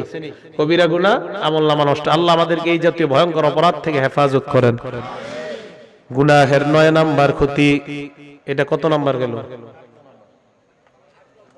এটাই 9 নাম্বার গেছে। গুনাহের 10 নাম্বার ক্ষতি, নাজউল ঈমান, ঈমান ভিতর থেকে বের হয়ে যায়। নাউজুবিল্লাহ বলেন।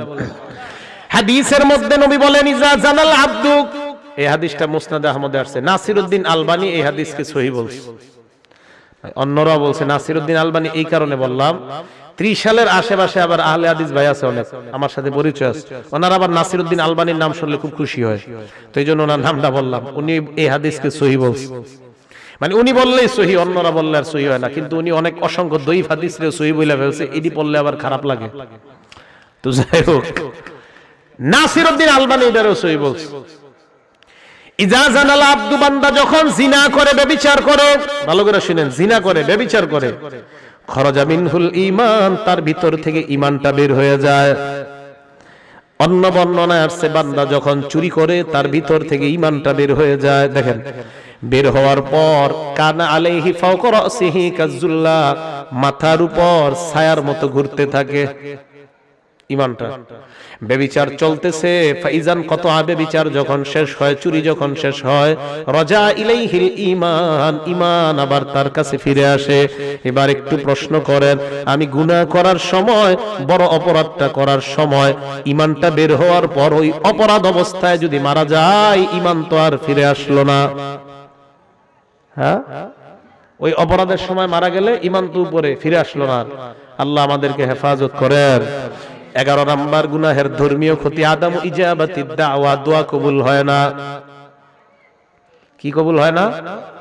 হুজুরের কাছে খালি পানি পড়া নিতে হয়, হুজুর পানি পড়া দেন, কি হইছে? কয় দোকানে বরকত নাই। তো হুজুর 3 বার কুল হল্লা পুরা পানি পড়া দিছে, দোকানে নিয়ে ছিটাইছে, না বরকত হয় না।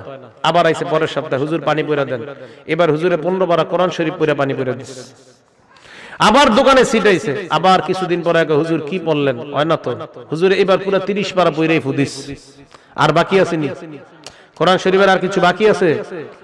এখন যদি আহে আল্লাহ জানে হুজুর কি পড়া ফুদিব। এখন এবার ফু দেওয়ার পরে দোকানে ছিটাইছে, এবার আরেক পরের সপ্তাহে চায় হুজুর ফজর নামাজ পড়ে হুজুরে বই রইছে, দেখা করছে। অথবা হুজুরে বসা আর কি হাঁটতেছে বাজারে, হুজুর কই পানি পড়া দিলেন, কাজ তো হয় না।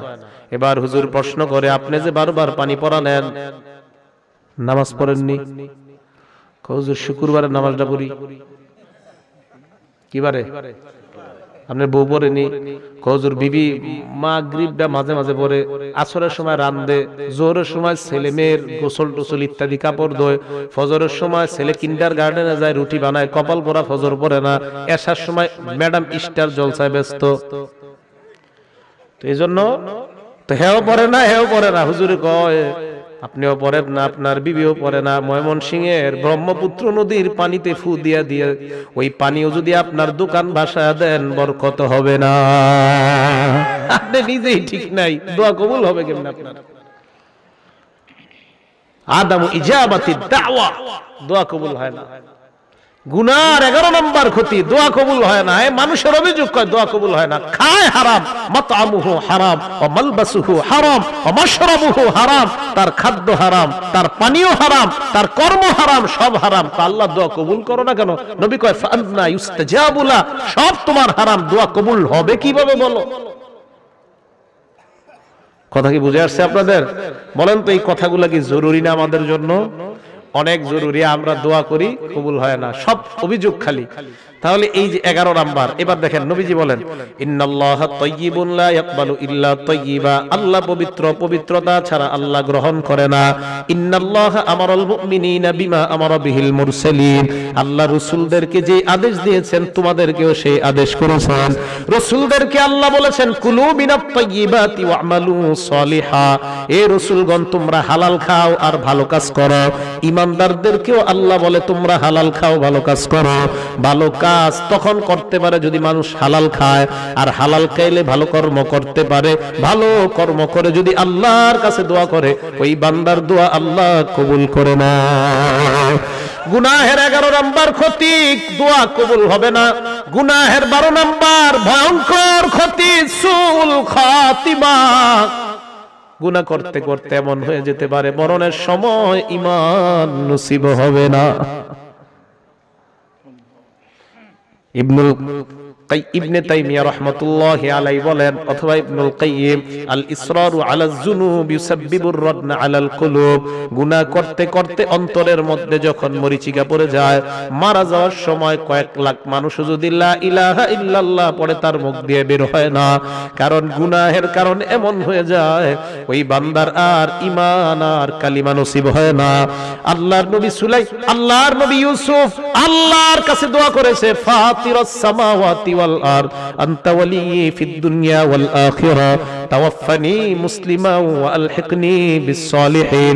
সূরা ইউসুফের 101 নম্বর আয়াত ঘটনাক্রমে মুখে এসে গেছে, যদি পারেন সারা জিন্দেগি আমলটা করবেন। উলামায়ে কেরাম বলেন সূরা ইউসুফের 101 নম্বর আয়াতের উপর যদি ইমানদার নিয়মিত আমল করে, আশা করা যায় মুসলমান অবস্থায় তার মরণ হবে। ইউসুফ নবী একজন নবী হইয়া নবী নবী নবী আল্লাহরে কয়, আল্লাহ মুসলমান অবস্থায় মরণ দাও। নবী, নবীর কোনো গুনাহ নাই, নবী কয় আল্লাহ মুসলমান অবস্থায় মরণ দাও। আরে আপনার আমার আপনার কি অবস্থা? নবী কয় মুসলমান অবস্থায় মরণ দাও। নবী, তা আমি আপনি কতবার আল্লাহরে বলা দরকার, আল্লাহ তুমি মুসলমান অবস্থায় মরণ দাও। আল্লাহর কাছে বলি আমরা সবাই, আল্লাহ তুমি আমাদের সকলকে মুসলমান অবস্থায় মরণ দিয়ে দাও। সবাই দোয়াটা করবেন, আমিও করব, আপনারাও করবেন। 13 নাম্বার গুনাহের ক্ষতি, আরশ বহনকারী ফেরেশতাদের দোয়া কারা কারা চান? কোন বহনকারী? কি বহনকারী? আরশ। বলেন তো কি বহনকারী? হাত নামান। আল্লাহ পাক রব্বুল আলামিন বলেন, যদি আল্লাহর আরশ বহনকারী ফেরেশতাদের দোয়া চান গুনাহ ছাড়তে, যারা নিয়মিত গুনাহ করে তারা ফেরেশতাদের ওই দোয়া থেকে বঞ্চিত হয়। এটা হলো গুনাহের 13 নাম্বার ক্ষতি। আল্লাহ বলেন, আল্লাযীনা ইয়াহমিলুনাল আরশা ওয়া মান হাওলাহু ইউসাব্বিহুনা বিহামদি রাব্বিহিম, যারা আল্লাহর আরশ বহন করে, ওয়া মান হাওলাহু আরশের চারপাশে যারা আছে, ইউসাব্বিহুনা বিহামদি রাব্বিহিম, তারা আল্লাহর তাসবিহ পাঠ করে, সুবহানাল্লাহ। ওয়া ইউমিনুনা বিহি, আল্লাহকে তারা বিশ্বাস করে, ওয়া ইস্তাগফিরুনা লিল্লাযীনা আমানু। কি সুন্দর কথা! আরশ বহনকারী ফেরেশতারা ঈমানদারদের জন্য আল্লাহর কাছে মাগফিরাতের দোয়া করতে থাকে। এবার দেখেন তারা দোয়া করে আল্লাহকে কি কয়, রব্বানা ওয়াসি'তা কুল্লা শাইইর রাহমাতাও ওয়া ইলমা। আল্লাহ তুমি সকল জিনিসকে রহমত এবং ইলম দ্বারা বেষ্টন করে দিলা। মাবুদ তোমার কাছে দোয়া করি, বিশাল আজকে অনেকগুলা মানুষ আলেমের আলোচনা শোনার পর আপনাদের কাছে আমার একটা আবদার, এই আবদারটা সবাই রাখবেন। আজকে মাহফিল থেকে যাওয়ার পর, বাসায় যাওয়ার পর যদি আজকে সম্ভব হয় আজকে, যদি না হয় তাহলে কালকে, আজকে যদি পারেন আজকে সম্ভব হয়, যাওয়ার পর আলাদা একটা রুমে বসবেন। বসার পর মাকে, বাবাকে, ভাই বোন সবাইকে সরায়া দেয়া, একা বিবিকেও সরায়া দিবেন যদি পারেন আজকে। ঘুমায়া গেলে তো আর কিছু করার নাই, যদি তাদের সাথেও হয় তাহলেও আজকে। মনে করেন আপনার বিবি ঘুমায়, আপনার ছেলে মেয়ে সবাই ঘুমায়, একটা কোনায় রুমের মধ্যে বসে যান আর আল্লাহকে বলেন, আল্লাহ আমার বিবি ঘুমায়, আমার সন্তান ঘুমায়, সবাই ঘুমায়, আল্লাহ তুমি তো জানো আমার কত অপরাধ আছে। উলামায়ে কেরাম বলেন এই যে আল্লাহর এইভাবে বলবেন। আর যদি আলাদা রুম পারেন তারও ভালো, আলাদা রুমে আপনি ছাড়া কেউ থাকবে না, হালকা একটু আলো রাখবেন। উলামায়ে কেরাম বলেন এই আলোতে আপনি তখন একদম ধ্যান করবেন, 2-3 মিনিট এইভাবে নিচের দিকে থেকে আল্লাহকে ধ্যান করে আল্লাহকে বলবেন, আল্লাহ তুমি তাকায় দেখো আমার বিবি বাল বাচ্চা রুমে কেউ নাই, আল্লাহ আমি একা একজন অপরাধী বান্দা, আব্দুকাল আসি কদ আতাকা, আমি অপরাধী বান্দা তোমার কাছে আসলাম, মুকিররান লিযুনুবি কদ দাআকা, আমি আমার গুনাহ স্বীকার করে তোমারে ডাকতেছি আল্লাহ। এভাবে বলবেন, আল্লাহ আমি আর তুমি ছাড়া এই জায়গায় কেউ নাই, সুবহানাল্লাহ। এভাবে বলবেন, আল্লাহ আমি আর তুমি ছাড়া কেউ নাই, মাবুদ আমি আর তুমি আছি। উলামায়ে কেরাম বলেন এইভাবে আল্লাহরে যদি আপনি এইভাবে বলেন, আল্লাহ আমি আর তুমি ছাড়া কেউ নাই, মাবুদ তুমি তো জানো আমি কি কি অপরাধগুলা করছি, আজকে থেকে মাবুদ আমি নিয়ত করলাম আমি আর এই গুনাহগুলা করব না, আল্লাহ তুমি আমাকে মাফ করে দাও। উলামারা বলেন 100% আশা করা যায় আল্লাহ তাকে ক্ষমা করে দিবেন। এই আমলটা করবেন না আপনারা? আজকে যদি সম্ভব হয় তো আজকে করবেন, তো আজকেও, কিন্তু এই একা একিটা আজকে যদি সম্ভব নাও হয় কালকে যে কোনো সময় একটা সময় আলাদা করে, যদি ঘরে সম্ভব নয় মসজিদের এক কোনায়, এশা পয়রা সবাই গেল গা, মাগরিব পরে গেল গা, মসজিদের এক কোনায় বসে যান, বসে আশেপাশে তাকায় দেখবেন কেউ নাই, মসজিদের লাইটটা অফ, হালকা মিটি মিটি আলো জ্বলতেছে, আল্লাহরে বলেন আল্লাহ তোমার ঘরে আমি এখন একা বসে আছি, আল্লাহ কেউ নাই, আমি আর তুমি ছাড়া আল্লাহ এই জায়গায় কেউ নাই, আমি অনেক গুনাহ করছি আল্লাহ, আমি তোমার কাছে তওবা করি, আল্লাহ তুমি আমাকে মাফ করে দাও। এই কথাটা বলার পর ফেরেশতারা, ওই যে আরশ বহনকারী ফেরেশতারা দেখেন কি কয়, ফাউফির ওয়াগফির লিল্লাযিনা তাবু, আল্লাহ আমরা তোমার কাছে দোয়া করি। ফেরেশতারা কয় আরশ বহনকারী, এ মাবুদ যারা তওবা করলো তুমি তাদেরকে সকলকে মাফ করে দাও। এবার কি বলে দেখে, ওয়াকিহিম আযাবাল জাহিম, আল্লাহ তোমার বান্দা তো তওবা করছে আর গুনাহ করবে না, তাই তোমার কাছে দ্বিতীয় দোয়াটাও করি। আরশের বহনকারীরা কয়, আল্লাহ কয় কি দোয়া? কয় মাবুদ তাদেরকে তুমি জাহান্নামের আযাব থেকেও বাঁচায়া দাও, হেফাজত করে নাও। কয় আল্লাহ 3 নাম্বার দোয়াটাও করি। কয় কি দোয়া? এবার ফেরেশতারা কয় রব্বানা ওয়া আদখিলহুম জান্নাতি আদনিন, আল্লাহ তুমি তোমার চিরস্থায়ী বসবাসের জান্নাতে তাদেরকে প্রবেশ করায়া দাও। আর কি চান কোন? এই কথা আরশ বহনকারী ফেরেশতারা কয়। এই কথা বলার পর এবার ফেরেশতারা কয় আল্লাহ চতুর্থ আরেকটা কথা। কয় কি? কয় ওয়াকিহিমুস সাইয়্যাত, যত খারাপি আছে তওবাকারী বান্দাদেরকে সমস্ত খারাপি থেকে তুমি বাঁচায় দাও। তাহলে ফেরেশতাদের এই দোয়াটা আমরা সবাই চাই কি চাই না? তাহলে গুনাহের কয়টা ক্ষতি? 13টা। গুনাহের কয়টা ক্ষতি? আর প্রথমে বলছিলাম ভালো কাজের উপকার 5টা, খারাপ কাজের ক্ষতি 5টা, আর গুনাহের ক্ষতি ধর্মীয়ভাবে 13টা। এই 13 নাম্বার যে ক্ষতিটা, ফেরেশতাদের দোয়া থেকে বারবার গুনাহ করতে করতে ওই বান্দারা আর ফেরেশতাদের দোয়ার ভাগীদার হয় না। আর যেই বান্দা নতুন করে আল্লাহরে তওবা করে, এই তওবাকারী বান্দাদের জন্য আল্লাহর কাছে ফেরেশতারা 1টা 2টা না 4টা দোয়া করে। হ্যাঁ 4টা না? 1 নাম্বার আল্লাহ তাদেরকে মাফ করো, 2 নাম্বার জাহান্নামের আযাব থেকে বাঁচাও, 3 নাম্বার চিরস্থায়ী জান্নাত দাও, 4 নাম্বারে আল্লাহ সর্বোপরি জাহান্নাম তাহান্নাম বুঝি না, যত খারাপই আছে সব খারাপের দিকে তাকে হেফাজত করো। আল্লাহ আমাদের সকলকে এই কথাগুলোর উপর যেন আমরা আমল করতে পারি, গুনাহ মুক্তভাবে জিন্দেগি যাপন করে ঈমান নিয়ে যেন কবরে যাইতে পারি, আল্লাহ তৌফিক দান করেন। আমিন। ওয়া আখিরু দাওয়ানা আনিল হামদুলিল্লাহি রাব্বিল আলামিন। আলহামদুলিল্লাহি রাব্বিল আলামিন ওয়াল আকিবাতু লিল মুত্তাকিন ওয়াসসালাতু ওয়াসসালামু আলা সাইয়্যিদিল আমবিয়াই ওয়াল মুরসালিন ওয়া আলা আলিহি ওয়া আসহাবিহি আজমাইন। ربنا ظلمنا أنفسنا وإن لم تغفر لنا وترحمنا لنكونن من الخاسرين رب ارحمهما كما ربياني صغيرا رب ارحمهما كما ربياني صغيرا মাবুদ মেহেরবান মাওলা, মধ্যরাত পর্যন্ত কোরআনের আলোচনা শুনলাম, হাদিসের আলোচনা শুনলাম। আল্লাহ আমি গুনাহগার, আপনার অনেক প্রিয় বান্দাদের সামনে আলোচনা করলাম। এক হাদিসের মধ্যে পড়ছি এলাকায় এমন বান্দা আছে যে এই বান্দারা গোনার মধ্যে পড়ে না, কিন্তু ওই বান্দা আল্লাহর কাছে অনেক প্রিয়, মানুষ বুঝতে পারে না।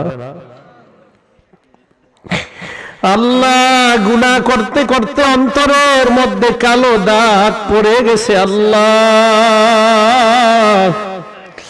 আপনার কাছে আমরা তওবা করি, আল্লাহ মেহেরবানি করে আমাদের ওই কালো দাগটা মুছে দিয়ে আমাদের দিল আপনি সাদা বানান।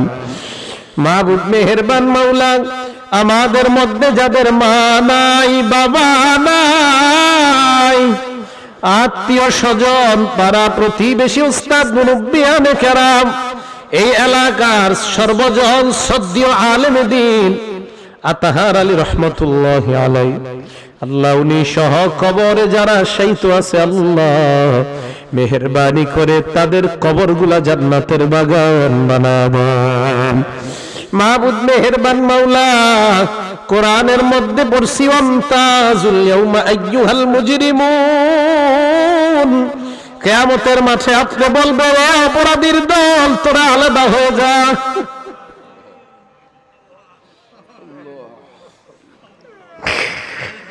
মাবুদ মেহেরবান মাওলা, আমি সহ আমার 30 সালের এই ভাই বোন গুলারে নিয়ে আপনার কাছে বলতেছি, আল্লাহ আমাদেরকে অপরাধী বলে ডাক দিয়েন না।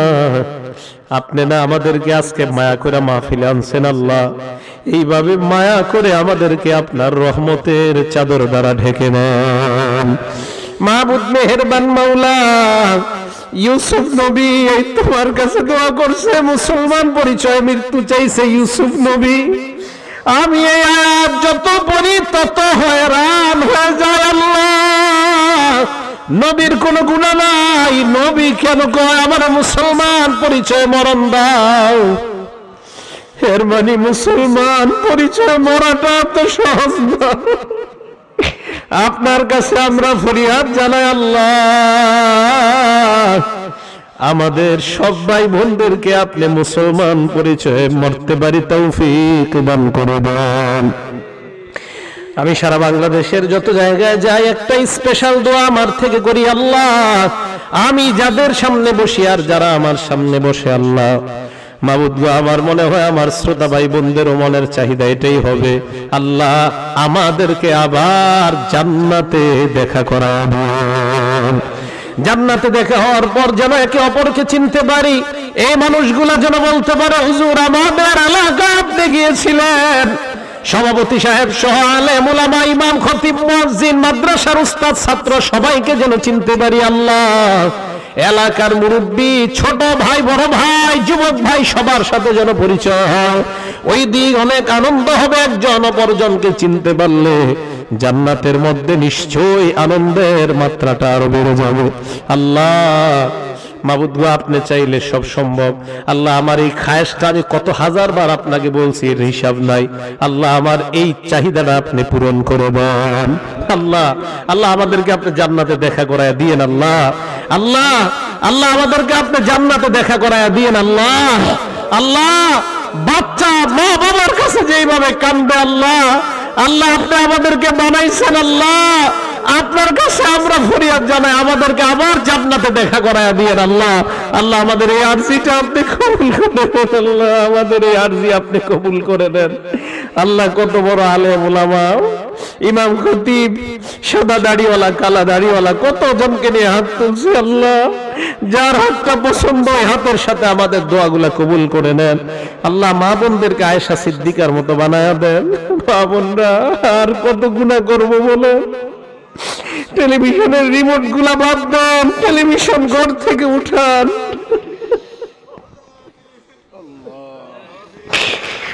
আল্লাহ আমাদেরকে আপনি মাফ করে দেন।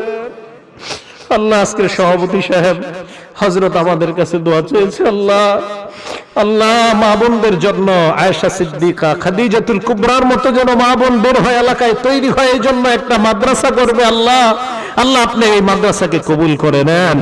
আল্লাহ আমি অনেক ছোট মানুষ, আমার কাছে দোয়া চাইছে, আল্লাহ যে দোয়া অনেক বড়রা করা দরকার ছিল। আল্লাহ মাবুদ গো, আল্লাহ আমি তো আপনার একজন বান্দা হিসেবে আপনার কাছে বলে যাচ্ছি, আল্লাহ আমাদের এই সভাপতি সাহেবের এই তামান্না দাওরা হাদিস পর্যন্ত একটা মাদ্রাসা এলাকার জন্য আপনি কবুল করে নেন। আল্লাহ আল্লাহ এই মাদ্রাসা থেকে আয়েশা সিদ্দিকা খাদিজাতুল কুবরার মতো সন্তান যেন তৈরি হয় এমন একটা মাদ্রাসা আপনি বানায় দেন। আল্লাহ আপনার কাছে কিছু অভাব নাই, গায়বী খাজানা থেকে সব ব্যবস্থাপনা আপনি করে দেন। আল্লাহ এলাকাবাসীর দিলেও এই মাদ্রাসার প্রতি আপনি মোহাব্বত পয়দা করে দেন। আল্লাহ এই হেফজখানা মাদ্রাসাটাকে আপনি কবুল করে নেন, আমাদের দোয়াগুলো আপনি কবুল করেন। আল্লাহ আমাদের দোয়াগুলা কবুল করেন। মাবুদ এইখানে যারা হাত তুলছি কার মনে জানি কত ব্যথা, আল্লাহ আরে বলতে পারে না। আল্লাহ নিশ্চয়ই অনেকের মনে অনেক ব্যথা আছে, আল্লাহ ওই ব্যথাগুলো আপনি দূর করে দেন, অভাব অনটন দূর করে দেন, আযাব গজব থেকে আমাদেরকে হেফাজত করেন। আল্লাহ আমাদেরকে আপনি মাফ করে দেন। আল্লাহ মুসাফির একটু পরে আবার ঢাকায় সফর করব, রওনা করব। আল্লাহ সকল বিপদ আপদ থেকে হেফাজত করে আবার ঢাকায় পৌঁছায়া দিয়েন। আল্লাহুম্মা সাল্লি ওয়া সাল্লিম ওয়া বারিক আলা মুহাম্মদ। সুবহানা রাব্বিকা রাব্বিল ইজ্জাতি আম্মা ইয়াসিফুন ওয়া সালামুন আলাল মুরসালিন আলহামদুলিল্লাহি রাব্বিল আলামিন। আসসালামু আলাইকুম ওয়া রাহমাতুল্লাহি ওয়া বারাকাতুহু।